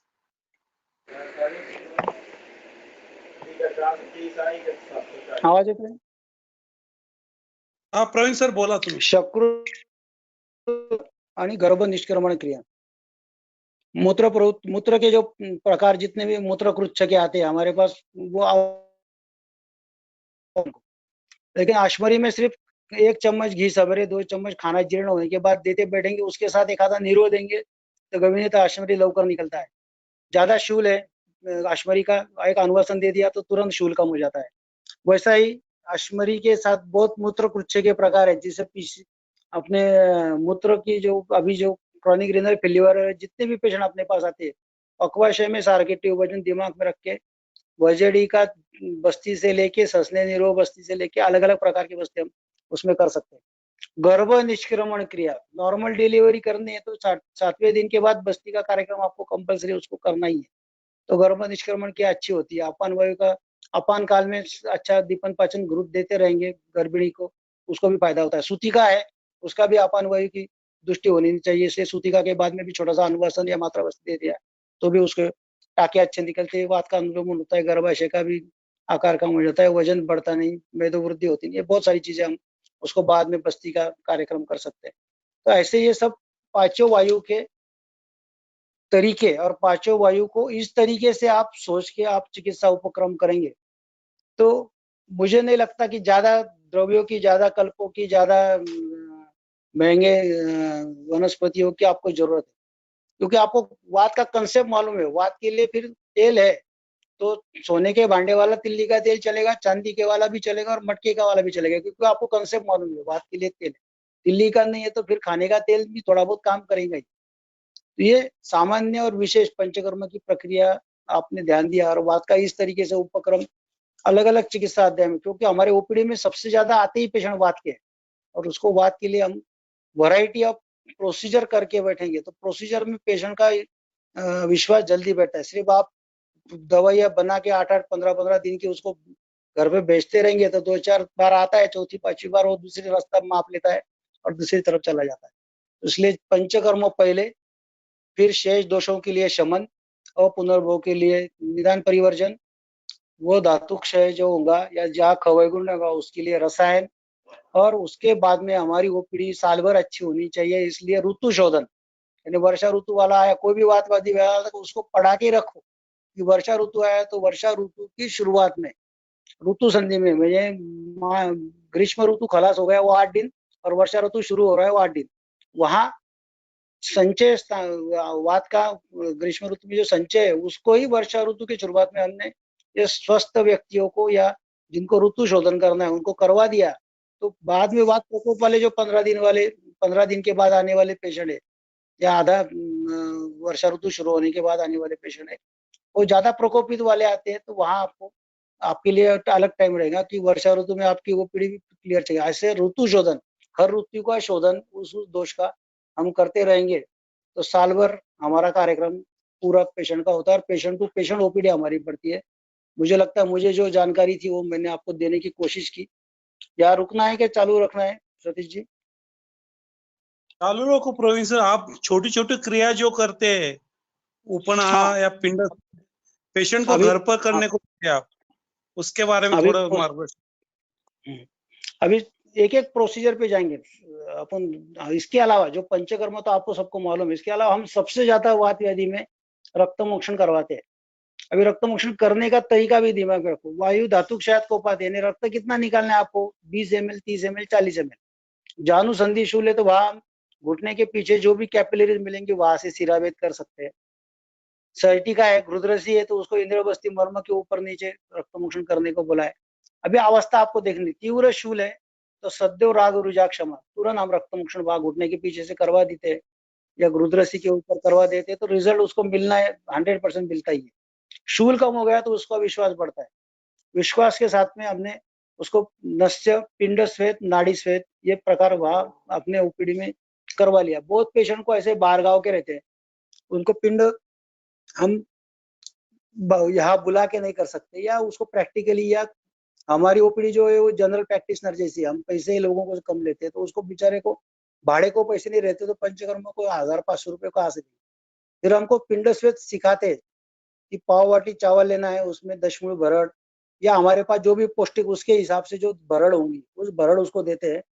उसको दूध में, पानी में या उसके पास जो भी चीजें होंगी उसमें गर्म पकाने का है। पौष्टिक चाहिए समझो, कुछ भी नहीं है तो उड़द की दाल 4 चम्मच डाल दो, उससे भी काम हो जाता है। पत्र पोटली हम बनाते हैं, अलग अलग हमारे पास जितनी यहाँ वनस्पति लगाई है उसके पत्र हम जमा करके रखते हैं।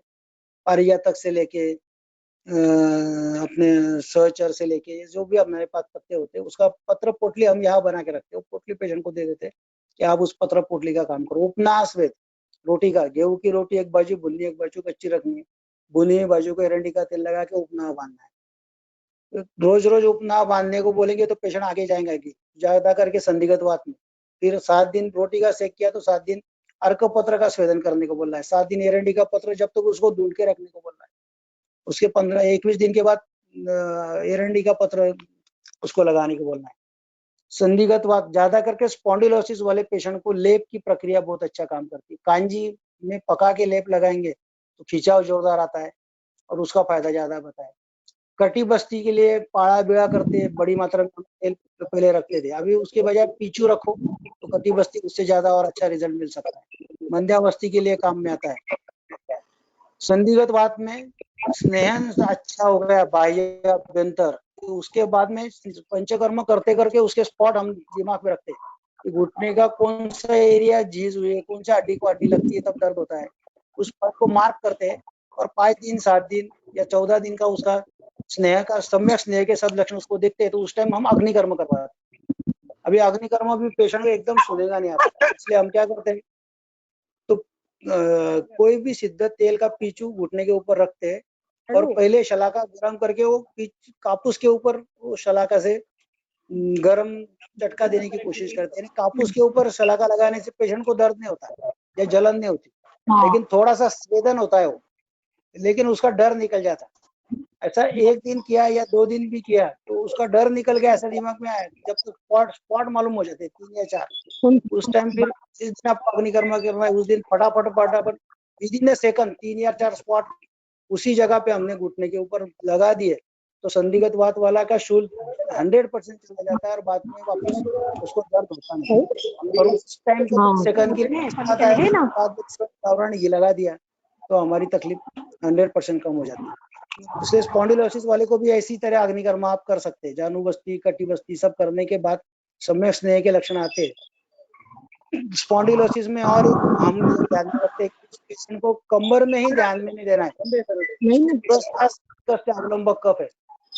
आप फोन बंद करेंगे, नंबर आवाज डिस्टर्ब कर रहे हैं तो फिर उसको स्थानिक स्नेह सेवन भी हम करें। अमित सरांचे माईक बंद कर आणि प्रवीण सरांचा माईक चालू कर फक्त।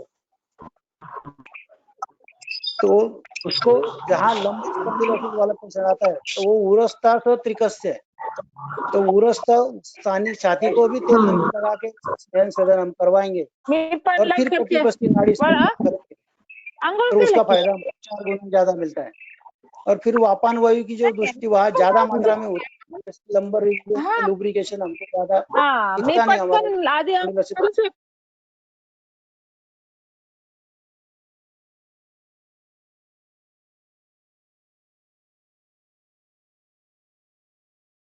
प्रवीण सर तुमचा माईक चालू करा आता, हिरवं बटन मधलं सेंटरचं बटन हा, चालू आला. करा प्रवीण सर. आला आवाज आला आता, येतोय आवाज? हो प्रवीण सर येतोय आवाज? येतोय. हाँ, हो ठीक है। तो लंबर स्पॉन्डिलोसिस में वात के साथ कफ का विचार करना जरूरी है, इसलिए हम छाती को तेल नमक लगा के सेकने को उस पेशेंट को कम से कम 7 दिन की जो प्रक्रिया उसमें 1 या 2 दिन हम करते हैं या उसको बोलते हैं रोज नहाते समय छाती को तेल नमक लगा के सेकना है।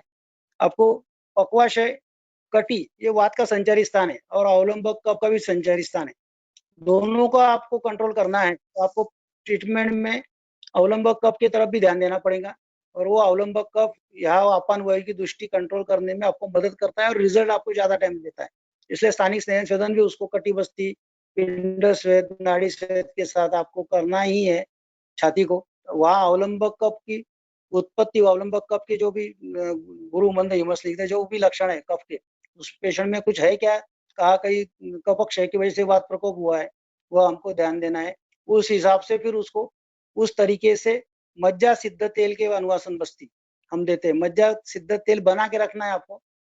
मांसरस सिद्ध तेल के अनुवासन बस्ती बहुत अच्छा काम करती है, जहाँ मांस क्षय होगा कटी प्रदेश में, धातु क्षयजन्य वात प्रकोप होगा, अवलंबक कफ क्षय होगा तो मांस क्षय वाला पेशेंट वास्पिक शुष्कता संधि वेदना आपको दिखती है, तो वास्पिक शुष्कता संधि वेदना है तो अनुवासन बस्ती बहुत अच्छा काम वह करता है। मज्जा सिद्ध तेल का अनुवासन बस्ती कर सकता है। सर्पिक शिर तिक्तरस का अनुवासन हम वहाँ उस पोषण के लिए स्पॉन्डिलोसिस में कर सकते हैं। वैसे ही सर्वाइकल स्पॉन्डिलोसिस होगा तो वात के साथ पित्त के बारे में सोचना है कि वहाँ पित्त के लक्षण, पित्त के जो उद्भवस्थान और संचारी स्थान कहीं बिगड़े हुए तो नहीं है, वो आपको देखना है।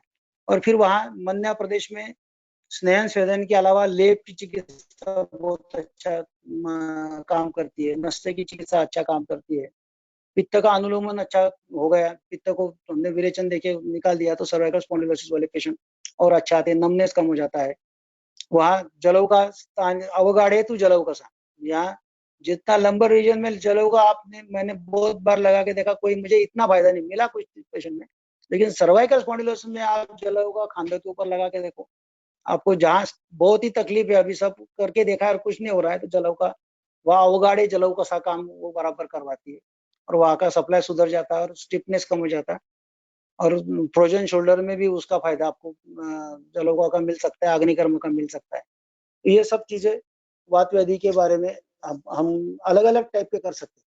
अभी अग्निकर्म कितना करना है, तो पहले त्वक दग्ध तक करना है। त्वक दग्ध वाला अग्निकर्म कैसा रहता है, तो फटाफट आपका हाथ हिलना चाहिए, 2 3 4 पानी जो भी मारने तो मारने, उसके ऊपर तुरंत शतधौत घृत आपने लगा दिया, तो फिर उस पेशेंट को उतनी उसकी सहन शक्ति बराबर होती है कि वो गड़बड़ ज्यादा करता नहीं, और उसको बिना बताए आपने वो प्रक्रिया जल्दी करवा दिया अग्निकर्म की, तो 2-4 मिनट आधा घंटा पेशेंट तकलीफ देता है, लेकिन तुरंत उसको चलाया और रिजल्ट मिल गया। तो अग्निकर्म जैसा निराम वायु में दूसरी चिकित्सा नहीं, और वो कंपलसरी पेशेंट को आपको करनी है, लेकिन करवाते वक्त ना अपनी शलाका उसको दिखनी चाहिए, ना आपका स्टो गैस दिखना चाहिए, उसको सिर्फ उसके घुटने के ऊपर पड़े हुए 2-4 दाग दिखनी चाहिए।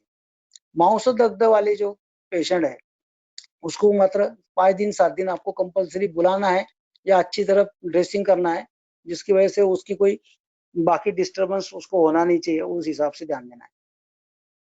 अर्दिते नावनम मूर्धनि तैलम, ये आप अर्दित के बारे में बात व्याधि के हिसाब से देखेंगे, लेकिन जितने शिरो रोग है ऊर्ध्वगत विकार प्राय रक्त प्रदोष, रक्त पुराने हो गए कि रक्त प्रदोष जो रहते हैं या रक्त दृष्टि उनमें रहती है, इसलिए मन्या प्रदेश में से रक्त मोक्षण सर्व जुगुलर वेन से रक्त मोक्षण शिरशूल होगा, कर्णशूल होगा, नेत्र रोग होंगे, मुख रोग होंगे, नासा रोग होंगे, तो इसमें रक्त मोक्षण बहुत अच्छा काम करता है। वो क्या करता है, तो स्रोतोरोध ऐसा करवाता है।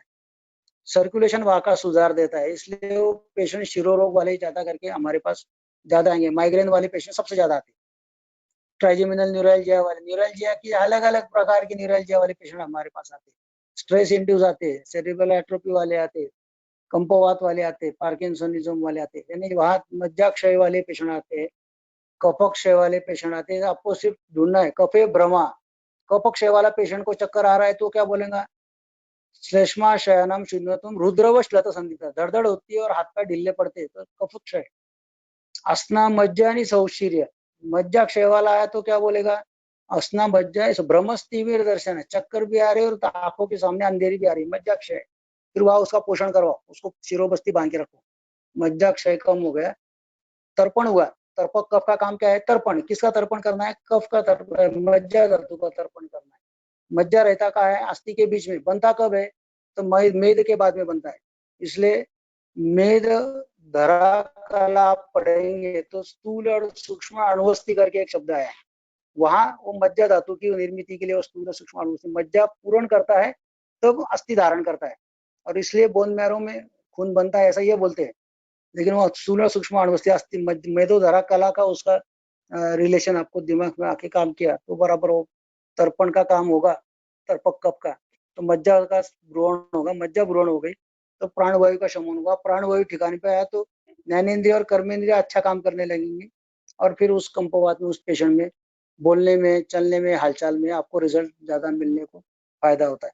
इसलिए वो शिरोरोग के जितने प्रकार है, आर्धावेदक है, सूर्यावर्त है, अनंतवात है, ऐसे पेशेंट बहुत सारे हैं। कान में सुनाई नहीं देता, आधा सुनाई देता है, अच्छा सुनाई नहीं देता, कर्ण गुथक बार बार हो रहा है, कान ये वात का संचारी स्थान है, कर्ण पूर्ण कंपलसरी करो। लेकिन कोई भी ऊर्ध्व शत्रुगत विकार में एक प्रोसीजर से रिजल्ट मिलता नहीं, क्योंकि वो पूरा कॉम्पैक्ट है, यानी कर्ण पूर्ण करने वाले को एक आधा तो भी शिरोवस्थी आपको बांधना ही पड़ता है, नष्ट उसको घर पे प्रतिमर्श नष्ट करने को बोलना ही पड़ता है। ज्यादा पुराना है तो रक्त मोशन उसका हाथ से, कर्पूर संधि से या मध्य प्रदेश में से निकालना ही पड़ता है। तो ऊर्ध्व शत्रुगत वाले पेशेंट सबसे ज्यादा हमारे पास आते हैं, क्योंकि कान्ना घसा वाले का क्राइटेरिया फिक्स है। और ईएनटी का फायदा अपने को ऐसा है कि एक कान वाला बोलता है कि तुम्हारे कान की ऐसी ऐसी हालत खराब है, दूसरा भी वैसा ही बोलता है, तीसरा भी वैसा बोलता है, तो पेशेंट को समझ में आ जाता है कि इनके पैथी में अभी कुछ नहीं है, अभी अपने को दूसरी पैथी देखनी पड़ेगी। तो हमको उसके साथ वो पेशेंट हमारे पास ज्यादा आते हैं, कर्णगुथक, कर्णनाथ, कर्णबाधिर्य वगैरह वगैरह वाले जो भी है, रेटिनोपैथी वाले जो पेशेंट है, मज्जा धातु वाली दृष्टि वाले जो पेशेंट है, न्यूरोपैथी वाले जितने पेशेंट है, तो उनको हम इस हिसाब से ऊर्ध्व शत्रुगत और उसका उद्भव स्थान देखना है। प्राणवायु उधर बिगड़ा है तो प्राण का पोषण अपान करता है, इसलिए अपान को फिर बस्ती से पोषण करो, अपान के जरिए ऐसे द्रव्य डालो मज्जा धातु वर्धक कि जो प्राणवायु को पोषण करेंगे और मज्जा धातु का पोषण करेंगे। ऐसी चिकित्सा का कार्यक्रम हम करते, घटी यंत्र हम एक करते लंबर स्पॉन्डिलोसिस में, या जहाँ जहाँ मसल का टिपनेस रहता है सिर्फ मेणबत्ती रख देने की है, और कांच का ग्लास जहाँ दर्द है, मसल्स का ओरिजिन इंसर्शन आप अच्छी तरह समझ लो, और कहाँ स्टिफनेस है वो देख के वहां वो घटी लगा दी तो अच्छी तरह खिंचाव आता है और मसल तुरंत रिलैक्स हो जाता है। और बाद में आपने स्नेहन स्वेदन किया तो उसके रिजल्ट पेशेंट को 4 गुना ज्यादा मिलते हैं। जितना हम पंचकर्म करते हैं उससे ज्यादा पेशेंट को दिनचर्या में और व्यायाम की अलग अलग प्रक्रिया में आपको ध्यान देना पड़ता है, क्योंकि बहुत बार पेशेंट अच्छी तरह मसाज विसाज करके घर पे जाता है, स्नेहन स्वेदन करके जाता है, और बाद में घर पे जाके फिर आप पूरा आराम करता है। सुखशीलता जो सामान्य चिकित्सा में वर्ण शब्द आया था, उसका सुखशीलता इसका अर्थ खाने के 1 घंटे बाद, शतपौली करने के बाद आप पैदल वामकुक्षी कर सकते हैं, वो भी 10-15 मिनट, ऐसा उसको बताना पड़ता है उसकी प्रकृति के हिसाब। वात प्रकृति और वात व्याधि है तो जरा कष्ट साध्य है, कफ प्रकृति और वात व्याधि है तो सुख साध्य है, पित्त प्रकृति और वात व्याधि है तो थोड़ा सा याप्य है।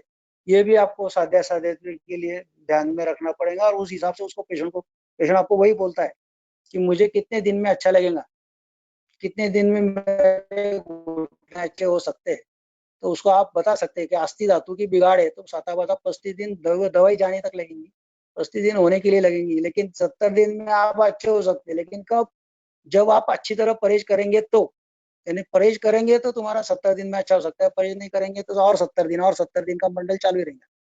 ये जो मानसिकता रहती है सुख साध्य कष्ट साध्य या पे, वो देख के पेशेंट को आपने कॉन्फिडेंस दे दिया तो 100% तकलीफ कम हो जाती है। अभी स्पॉन्डिलोसिस वाले ज्यादा करके पेशेंट हमारे पास आते और उसमें स्पॉन्डिलोसिस के साथ साथ मलावस्तंभ स्पॉन्डिलोसिस के साथ साथ कोई पित्त धराकाला की यानी ग्रहणी की विकृति वाले कुछ पेशेंट ऐसे हमारे पास आते हैं। तो वहाँ बहुत बार व्याधि संकर रहता है।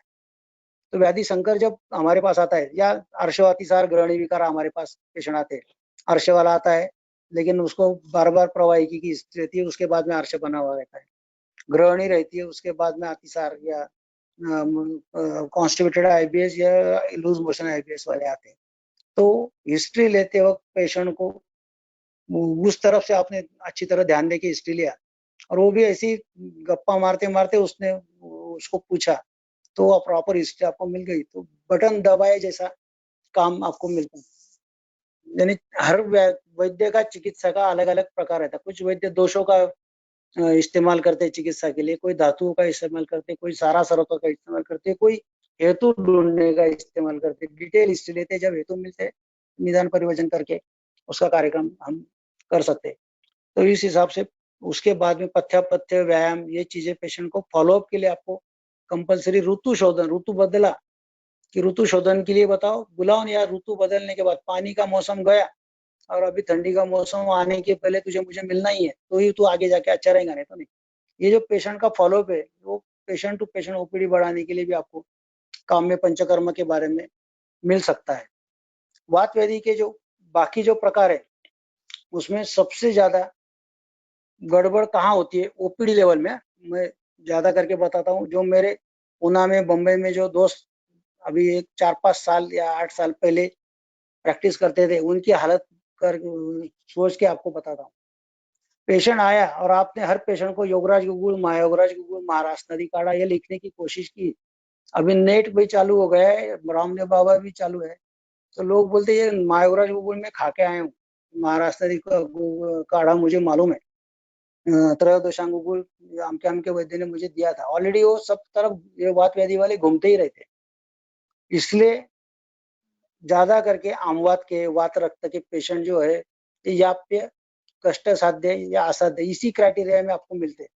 तो इनको शोधन करने से हम क्या कर सकते हैं, शोधन से फायदा क्या होता है, असाध्य वाला कम से कम याप्य में आता है, याप्य वाला कम से कम कष्ट साध्य में आता है। लेकिन आपको उसको कंपैरिजन करना है। समझो रूमेटिज्म वाला पेशेंट आया तो आप उसको बोलना मेरे तरफ से और 500 रुपए लेके जा, रूमेटोलॉजिस्ट को पूछ मैं कितने दिन में अच्छा होने वाला हूँ।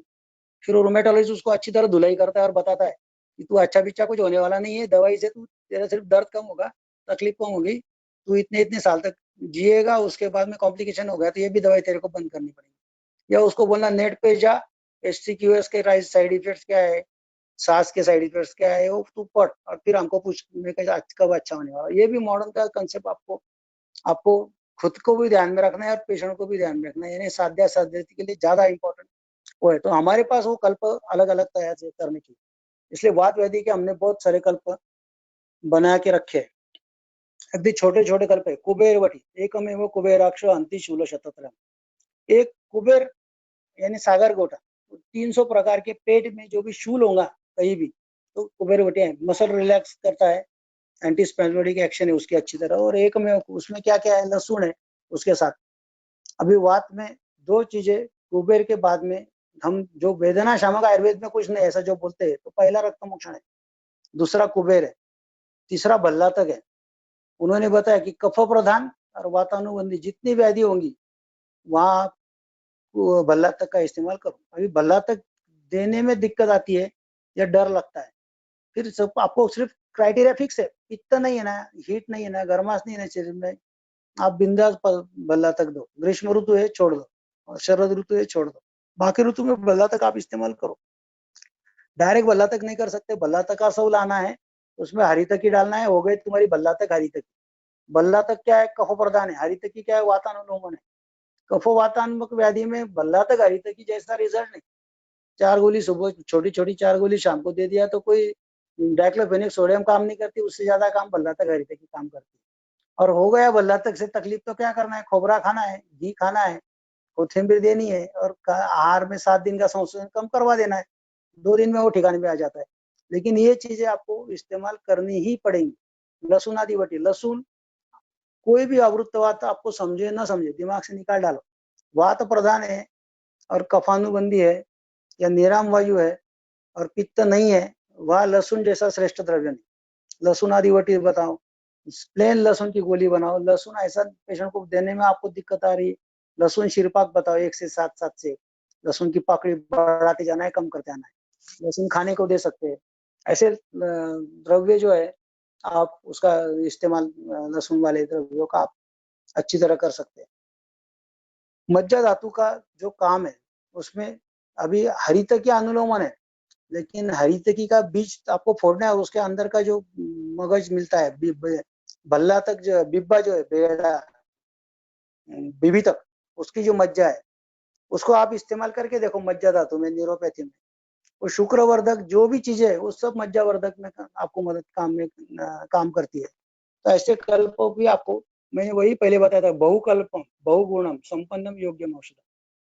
पेशेंट में जो प्रॉब्लम आता है वो केस पेपर एक तो पेशेंट के पास रहता है या अपने पास रहता है। तो समझो पेशेंट के पास है तो पेशेंट भी बीच बीच में उसका केस पेपर देखता है कि डॉक्टर क्या कर, मैं जाता हूँ क्या करता है, तो मुझे गुकुल का एक तो कल्प देता है, एक आस्वरिष्ट देता है, एक तेल देता है, एक अनुलोम, गोली के नाम उसके भी पाठ हो जाते। उस पेशेंट में सप्ताह है नहीं वो गुणालाभ है, 7 दिन में रुग्ण को फायदा नहीं हुआ, संप्राप्ति वापिस चेक करनी है और संप्राप्ति चेक करने के बाद में चिकित्सा में बदलाव करना है। वैद्य ऐसा नहीं करता है तो रुग्ण ने वैद्य बदलने को बोला है, ऐसा वो श्लोक आता है। अभी संप्राप्ति कैसी चेक करती है तो उसके लिए दशविध परीक्षा बताइए। दुष्य दे, पेशेंट आया और बोला कि मुझे फायदा नहीं है, मैं क्या करता हूँ, मैं वापस उसको बढ़ाता हूँ, उसकी प्रधान वेदना एक के नीचे एक लिखता हूँ। हर प्रधान वेदना के सामने दोष कौन सा है, कौन से स्थान में है और अवस्था क्या है, साम्यावस्था है कि निरावस्था है, शाखागत है का कोष्ठगत है, उत्कृष्ट है का अनुत्कृष्ट है, ऐसा पूरा लिख के रखता हूँ। और फिर उसके उसमें चेक करता हूँ दुष्य, देश, बल, काल, अनल, प्रकृति, वय, सत्व, सात्म्य तथा आरस्य अवस्थाश्य पृथक विधा। यानी हर चीज उसको देखे, उसको जब ऐसा लगता है कि मुझे फायदा नहीं है, लेकिन आज डॉक्टर मुझे अच्छी तरह डिटेल पूछ रहा है और मुझे तपास रहा है, तो और अच्छी तरह टिका रहता है तुम्हारे पास। वो दशविध परीक्षा करने के बाद में हमको हमारी गलती समझ में आ जाती है, हम उसको दुरुस्त करते हैं। उसमें उसका जो श्लोक का आगे का जो 2 लाइन है वो बहुत इंपॉर्टेंट है, सूक्ष्म ही समीक्षेशम। अभी जो मैंने आपको सामान्य उपक्रम देके रुकता है, लेकिन मैं हर बात प्राण वायु, उदान वायु, अपान वायु के डिटेल में क्यों गया, इसके और डिटेल में जाना है। अंश कल्पना, प्राण का रुक्ष गुण बढ़ा तो क्या होता है, उदान का रुक्ष गुण बढ़ा तो क्या होता है, अपान का रुक्ष गुण बढ़ा तो क्या होता है, सम्मान का रुक्ष गुण बढ़ा तो क्या होता है, शीत गुण अपान का बिगड़ा तो क्या होता है, प्राण का शीत गुण। वो अंश का सूक्ष्म ही समीक्षेशा। क्यों करना है सूक्ष्म ही समीक्षेशा? दोष औषध निरूपणे, यानी दोष और औषध इनका निरूपण करने के लिए समीक्षा सूक्ष्म आपको करनी है। आपको दोष भी समझ में आ जाता है, वात है उसका शीत गुण बढ़ा हुआ है, उसकी चिकित्सा, उसका द्रव्य तुरंत आपको याद आता है, अरे वात शीत गुण बढ़ा है तो उसके लिए हमको स्निग्ध द्रव्य वाले और उष्ण गुण वाला ये द्रव्य देना है। दोष औषध निरूपण, दोष और औषध निरूपण करने के लिए सूक्ष्म दशविध परीक्षा आपको, जिसको रिजल्ट मिलता है उस पेशेंट को करनी है। जो वर्तते चिकित्सायाम, जो आदमी इस तरीके से चिकित्सा करता है, न स्खलतु जातुचित, कभी भी गलती कर नहीं सकता, कभी भी उसका निदान गलत नहीं हो सकता। ये वागवट ने गारंटी दे के रखी है। इस गारंटी के साथ हम वात व्याधि वाले पेशेंट को अच्छा करेंगे तो मुझे लगता है उसका फायदा अच्छा मिलता है। विमलापन एक प्रयोग आता है, व्रणशोथ वाला पेशेंट आया तो उसमें क्या बताया, आदो विमलापनम कुर्यात द्वितीय मांसेचन, यानी उसको विमलापन यानी मसाज, उसको ढीला करना है। अभी मसल स्टिफ वाले पेशेंट जब अपने पास आते हैं तुरंत उसको नाड़ी स्वेद देते हैं या पिंड स्वेद करने जाते हैं, तो उसमें बहुत बार सामावस्था निरावस्था में गड़बड़ी हो जाती है। इसलिए हम यहाँ हमारे ओपीडी में अलग से क्या करना है, पेशेंट को उसको चाहिए कि मुझे और दूसरा कुछ तो भी आपने आज प्रोसीजर करनी चाहिए। हम बेलन वहां लाके रखा है, बेलन यानी मराठी में उसको लाटना बोलते हैं।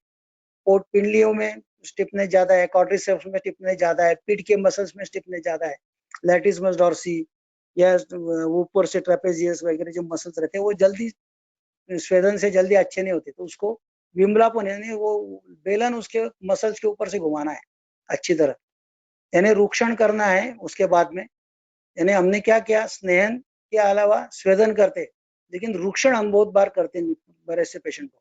ऐसे टाइम हम उसको, कि हमारे पास जो भी पुराना हुआ जो भी चूर्ण होगा, अभी त्रिफला चूर्ण 6 महीने के बाद इस्तेमाल करना नहीं चाहिए, लेकिन पड़ा है अपने पास, उसको फेंकना नहीं। एखादा द्रव्य हमने सूक्ष्म पाउडर बनाया लेकिन उसका जाड़ भरड़ा बाकी है, उसको उपटन, भात पेट ऐसा उपटन करके हमने पॉकेट बना के रखा है। उस पेशेंट को फिर सामावस्था दिखती है तो हम रुक्षण करते हैं। ये रुक्षण साइटिका में बहुत अच्छा काम करती है। पीठ के मसल्स में मानपीठ कंबर दुखती है तो वहां भी रुक्षण का ट्रीटमेंट अच्छा होता है। पेट के मसल्स, छाती के मसल्स में स्टिफनेस आता है तो वहां भी रुक्षण की चिकित्सा हमको काम में आती है। अवभावुक वाले, स्तंभ वाले पेशेंट आते हैं तो वहां भी रुक्षण का काम अच्छा हो सकता है। तो ये रुक्षण चिकित्सा भी, जो पाउडर अपने पास पड़ा है उसका रुक्षण करने का, उसको अलग से कुछ तो भी प्रोसीजर हुआ ये भी समझ में आ जाता है, और हमारा जो बेसिक कंसेप्ट है रुक्षण वो हो जाता है। शीत के विरुद्ध अपन उष्ण करते, स्निग्ध विरुद्ध हम रुक्षण करते, तो ये रुक्षण हमारे पास बहुत बार होता है। तो रुक्षण हमारा हो जाए, समझो अपने वहां अपने ओपीडी में खराब नहीं करना है तो एक पुड़ी उसके पास में हम दे देते घर पे जाके, अभी तेरा स्वेदन विदन सब हो गया है, सामावस्था इसलिए हमने तेल, एरंडी का तेल लगाया है, घर पे जाके उपटन रगड़ के गर्म पानी से नहा, उसमें लगे तो तेरे को सुगंधित चंदन अगरमुथा डाल हमारी पुड़ी में, यानी वो भी उसके खर्चे से उपटन की पुड़ी बन जाती है। और वो उपटन रगड़ के अंदर नहाता है। जैसे मैंने बोला वेस्टर्न अभ्यंग मर्दनम, मर्दन हम ओपीडी में नहीं कर सकते तो पेशेंट को बताना है, और उसके लिए अलग अलग पुड़िया, जो अपनी भरड़ द्रव्य या जो मटेरियल हमारे पास जो पड़ा हुआ है उसमें रुक्षण का कार्यक्रम हम वात व्याधि में 100% कर सकते हैं और बहुत अच्छा रिजल्ट रुक्षण में। ऐसी छोटी छोटी चीजें अलग अलग वैद्यों से हम उनसे उनकी चिकित्सा पद्धति जब पढ़ते जाएंगे तो दिमाग में एक एक बैठते जाएंगे, जो भी सामने वाला बोलता है वो करके देखना है, और करने के बाद में रिजल्ट मिलता है तो अपने चिकित्सा उपक्रम में उसको बढ़ाने का है। अभी ये कांजी काले पे कोई उदयपुर का हमारे पास आया था, उसने बताया था हम पहले गुड़ डाल के लेप बनाते थे, बहुत अच्छा फायदा था। कांजी डाल के बनाया तो उससे और फायदा लिया। पट्टबंध स्पॉन्डिलोसिस में, तो पुराने जमाने में जो हाड़ वैद्य थे तो मलम लगाते थे कॉटन के पट्टे को और उसको बांध देते थे अच्छी तरह, और उससे रिजल्ट अच्छा मिलता था। फिर हमने डालडा घिलाया, उसमें आइडेक्स वाली जो चीजें रहती है, आइडेक्स में जैसा, मैं आइडेक्स तुमको उदाहरण देता हूँ कि जैसे आपको जल्दी समझे, इसलिए मसल रिलैक्सेंट जो तेल रहते हैं हमारे पास, नीलगिरी वगैरह वगैरह, वो डिटेल डालडा घी लेने का, उसमें वो जो भी नीलगिरी के पत्ते होंगे हमारे पास, या उसके जरा ऐसे जो मसल रिलैक्स करने वाले जो तेल रहते हैं, लिनीमेंट बोलते हैं हम, उसका सिद्ध ग्रुप बना लेने का, वो भी डालडा घी में बनाने का बहुत अच्छा बनता है। और उसको अच्छी तरह कंबर को भी लगा दिया तो भी फायदा होता है। एक आधा ज्यादा होशियार आदमी है तो उसको पूरा पट्टा जो है उसमें वो मलम लगाने का, डालडा घी का। ज्यादा रुक्षता ज्यादा है, सिर्फ हाथ से स्नेहन करके फायदा नहीं, घुटने को रुक्षता ज्यादा है, स्नेहन स्वेदन के बाद अच्छा लगता है लेकिन दोपहर तक शाम तक वापिस दर्द होता है। ऐसे को क्या करना है, तो उपना हम रोटी का सेक कितना बांधते हैं, 15-20 मिनट तक बांध सकते हैं, उसके बाद में रोटी ठंडी हो जाती है, फिर उसको हम ये मलम की पट्टी बांध देते हैं घुटने को। फिर वो पट्टी बांधने की वजह से मसल रिलैक्स तो होता है लेकिन वो आइडिया उड़ता नहीं, फिर उसका रिजल्ट हमको ज्यादा अच्छा मिलता है। ऐसे अलग अलग नुस्खे हम संधिगत वात में, वात रक्त में, स्पॉन्डिलोसिस में, लंबर स्पॉन्डिलोसिस में अलग अलग तरीके से हम कर सकते हैं। मुझे लगता है और कुछ आपको प्रश्न होगा तो आप पूछ सकते हैं, बताइए। रुकना यहाँ हाँ, चलेगा। प्रवीण सर आप पानी पी लो, तब तक प्रश्न बोर्डे सर आपको प्रश्न पूछेंगे। ओके चले। महेंद्र बोर्डे आणि अमित मकवाना। हाँ चलो बोलो, कोई प्रॉब्लम नहीं। महेंद्र बोर्डे फास्ट।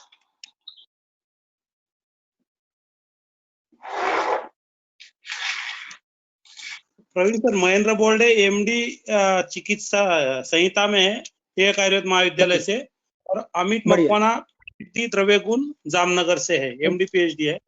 ये दोनों आपसे कुछ प्रश्न पूछेंगे जो आए हुए हैं अभी बॉक्स में से, वो आपको पूछेंगे। अमित बताइए। हेलो। हाँ बोलो सर, सस्नेह न्यूरोपैथी के बारे में थोड़ा सा डिटेल बताइए, ऐसा प्रश्न आया है। बहुत से लोगों को ये नया हाँ, ये नाना जी का एक प्रक्रिया है। अपन बहुत बार क्या करते हैं, तेल का बस्ती, काढ़े का बस्ती ऐसा करते बैठते हैं। उसके बजाय हम क्या करते हैं, एनिमा पॉट में हम जो एनिमा पॉट इस्तेमाल करते हैं, बस्ती कैसा चाहिए तो निर्वात चाहिए। फिर उसको निर्वात करने के लिए एनिमा पॉट में तेल डालते हैं, वो कैथेटर पूरा तेल से भरते हैं, या कैथेटर पहले पक्वाशय में पुश करते हैं और गुद प्रविष्ट होता है, तो जहाँ वात गैसेस होते हैं वो पूरे गैसेस निकल जाते हैं। उसके बाद में पॉट में से पूरा तेल नली में चला जाता है, उसको बोलते हैं सस्नेह। और निरुह बाद में काढ़ा उसके ऊपर डालते हैं। तो जब पक्वाशय में तेल आगे भागता है और बाद में काढ़ा पीछे से भागता है, इसलिए पेशेंट को मरोड़ आता नहीं।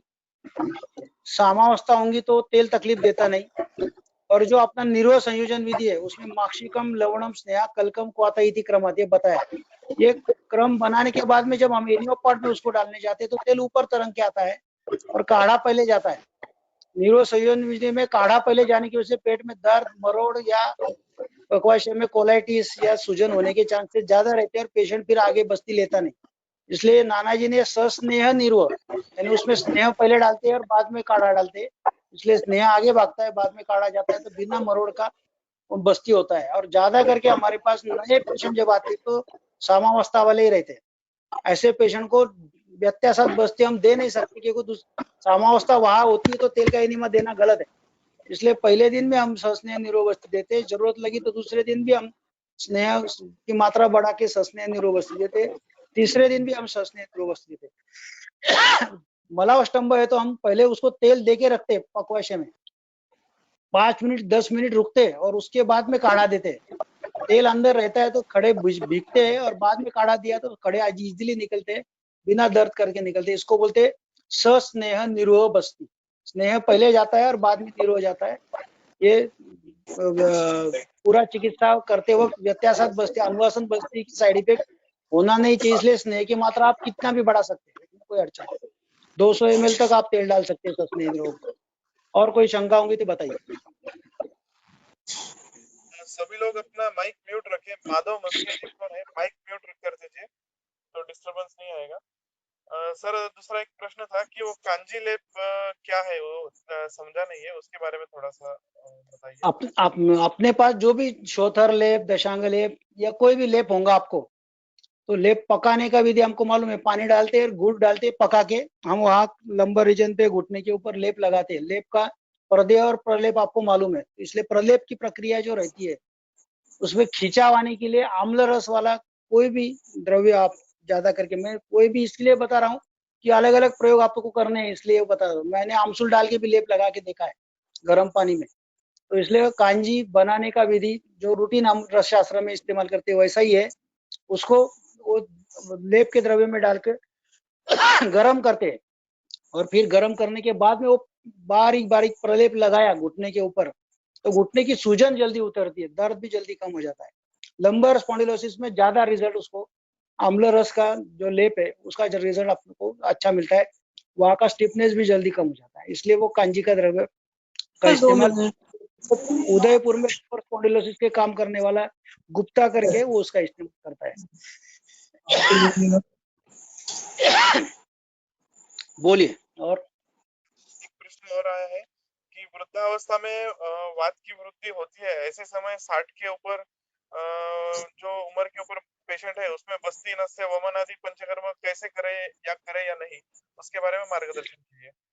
वो उसकी प्रकृति कौन सी है, वात प्रकृति वाला है, वात विकृति वाला है, या वात की अभी उसकी प्रवृत्ति है, वृद्धावस्था या वात की प्रवृत्ति है उस, इसलिए वात का जो उपक्रम मैंने बताया, वात से उपक्रमा स्नेहा सेधा, तो उसको कंपलसरी करना है, तेल लगाना है, गर्म पानी से स्नान करना है। वमन की अवस्था फिक्स है, तत्र उत्क्लिष्टे समुत्कृष्टे कफे प्राय चले हुए, उत्क्लेश है, जी मचल रहा है तो ही वमन।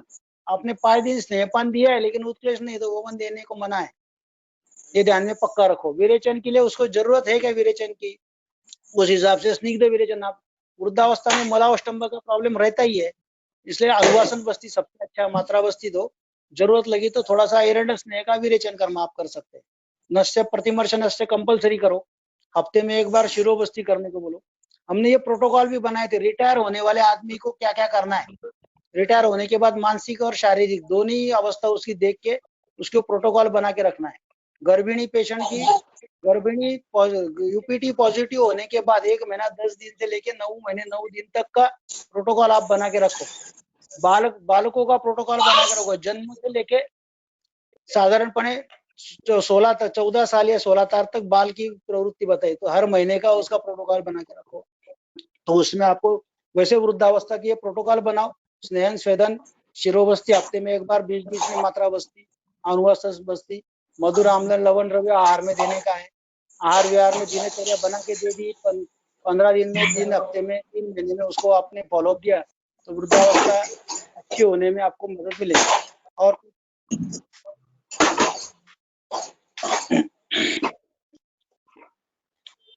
वर्मा कौन है? हिमशिखा वर्मा, माइक बंद कीजिए प्लीज। सर अमित आवाज नहीं आ रहा है, आवाज नहीं आ रहा। अमित सर माइक आवाज बंद रखिए।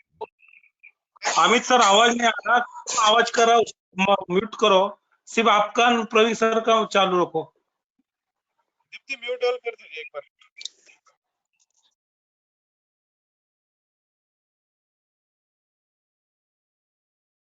सर प्रवीण सर तुम्हारा चालू करो। हाँ आला येतोय आवाज। हाँ सर, घटी यंत्र के बारे में थोड़ा सा डिटेल बताइए, ऐसे प्रश्न है वो समझा नहीं है। हाँ, घटी ये रक्त मोक्षण का एक प्रकार बताया, तक नहीं बताया। तो घटी यंत्र का वागवट में भी श्री पूर्णन आता है। तो घटी यंत्र यानी प्रच्छान करना है, फिर उसके ऊपर मेणबत्ती रखनी है और फिर घटी लगा के उसमें से खून निकालना है। लेकिन आप मसल्स को पुल करने के लिए प्रच्छान कर्म छोड़ दिया, सिर्फ मेणबत्ती रखते हैं और उसके ऊपर कांच का ग्लास रख देते जिससे वो मसल खींच, इसलिए उसको बोलते घटी यंत्र, यानी मसल रिलैक्स करने के लिए घटी यंत्र का इस्तेमाल हम कर सकते हैं।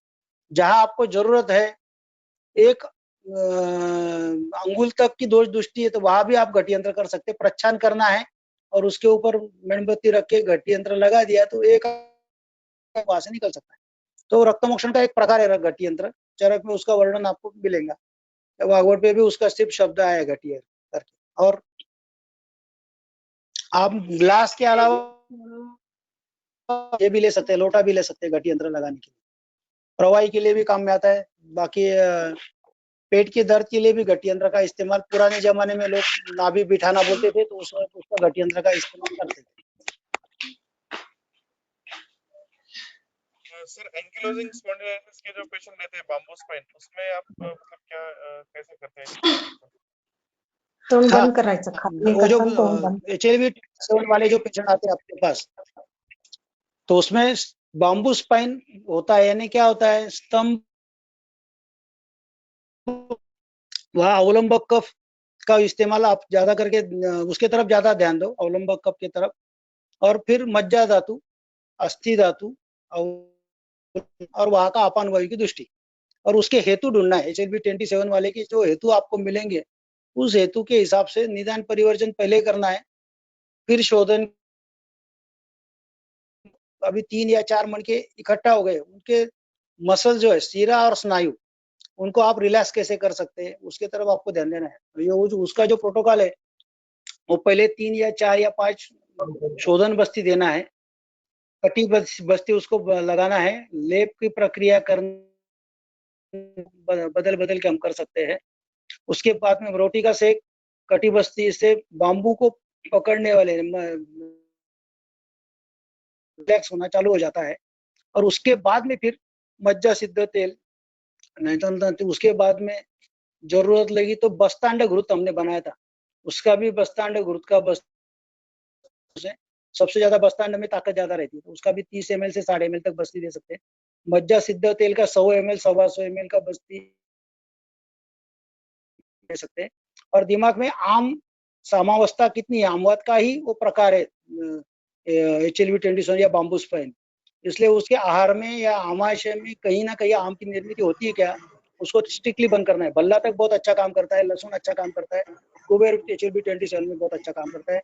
उसको अलग अलग टाइप के योगासन बताने हैं और मसल्स को रिजिडिटी उसकी कम से कम आप कैसा रख सकते हैं वो करना है। ज्यादा करके ये याप्यवादी है, दिमाग में पक्का रखना है, जितना है उतना हम रोक सकते हैं, उससे और अच्छा 25-30% भी अच्छा कर सकते हैं, तो भी उसके रिजल्ट आपको 100% मिलते हैं। बहुत सारे लोगों को अग्निकर्म से बहुत अच्छा फायदा उसमें HFD-27 में मिलता है, लेकिन अग्निकर्म पूरी अमावस्था निकलने के बाद ही करना है, यानी वो पिछड़ने का कार्यक्रम वहाँ होता नहीं है, वहाँ का वक्त दगदग की प्रक्रिया लंबी होती नहीं। इसलिए अग्निकर्म जहाँ जहाँ आप स्नेहन स्वेदन करते रहेंगे, तब आपको ध्यान देना है कहाँ कौन से पॉइंट पे अग्निकर्म करना है। वहाँ अग्निकर्म करवा दिया तो वहाँ के जो हलचल है मसल्स की वो अच्छी तरह तुम्हारी शुरू हो जाती है। अग्निकर्म कर सकते हैं। जलौका का भी 2-4 लोगों को रिजल्ट मिला है आपको। उसके साथ अवेस्कुलर नेक्रोसिस वाले को भी खोबरे का तेल पिलाना है, उसको जलौका लगानी है, उसको भी मज्जा, सिद्ध तेल, सर्पिक शीर, तिक्तरस, बस्ती और मज्जा धातु और रक्त दुष्टि वाले जो चिकित्सा है उसमें करवा दिया तो अवेस्कुलर नेक्रोसिस वाले भी पेशेंट बहुत फटाफट अच्छे हो जाते हैं। खोबरे का तेल यानी वसा, ये दिमाग में रख के उसका स्नेहपान भी हम करवाते हैं, उसका बस्ती भी देते हैं, उसका उपनाह भी देते हैं, वहाँ उसको जलौका भी लगाने की कोशिश करते हैं, जिससे एनाल्जेसिक ड्रग जो 4 जो उसको खाने पड़ते हैं वो खाने की जरूरत नहीं पड़ती, उससे जल्दी वो दर्द कम हो जाता है वेस्कुलर नेक्रोसिस का। और कुछ सिर्फ आखिरी में नी जॉइंट के जो पेशेंट है जिसमें बहुत ज्यादा वक्रता आ जाती है, तो बराबर वो लगभग असाध्य के इसमें चले जाते हैं, तो उनको कैसा करें? वक्रता ठीक होती है या नहीं, या उसको कैसे वक्रता मैनेज करें? मसल्स की वजह से क्या अस्थि धातु की वजह से, उतना आपको देखना है। मैंने वात निदान स्थान आप निकालेंगे तो वात अस्थिगत गया है कि मज्जागत गया है। अस्थिगत वात के भी लक्षण वहां निदान स्थान में दिए, मज्जागत वात के भी लक्षण दिए। इसको एक मदद एलोपैथी वालों की जो अनशन चिकित्सा आपने यहाँ बोला है, लेकिन आपने यहाँ अनशन यानी क्या करेंगे, तो उसके लिए वो रोल करके, जैसा अपन लंबर ट्रैक्शन लेते हैं वैसा रोल करके एक प्रकार फिजियोथेरेपी में आता है।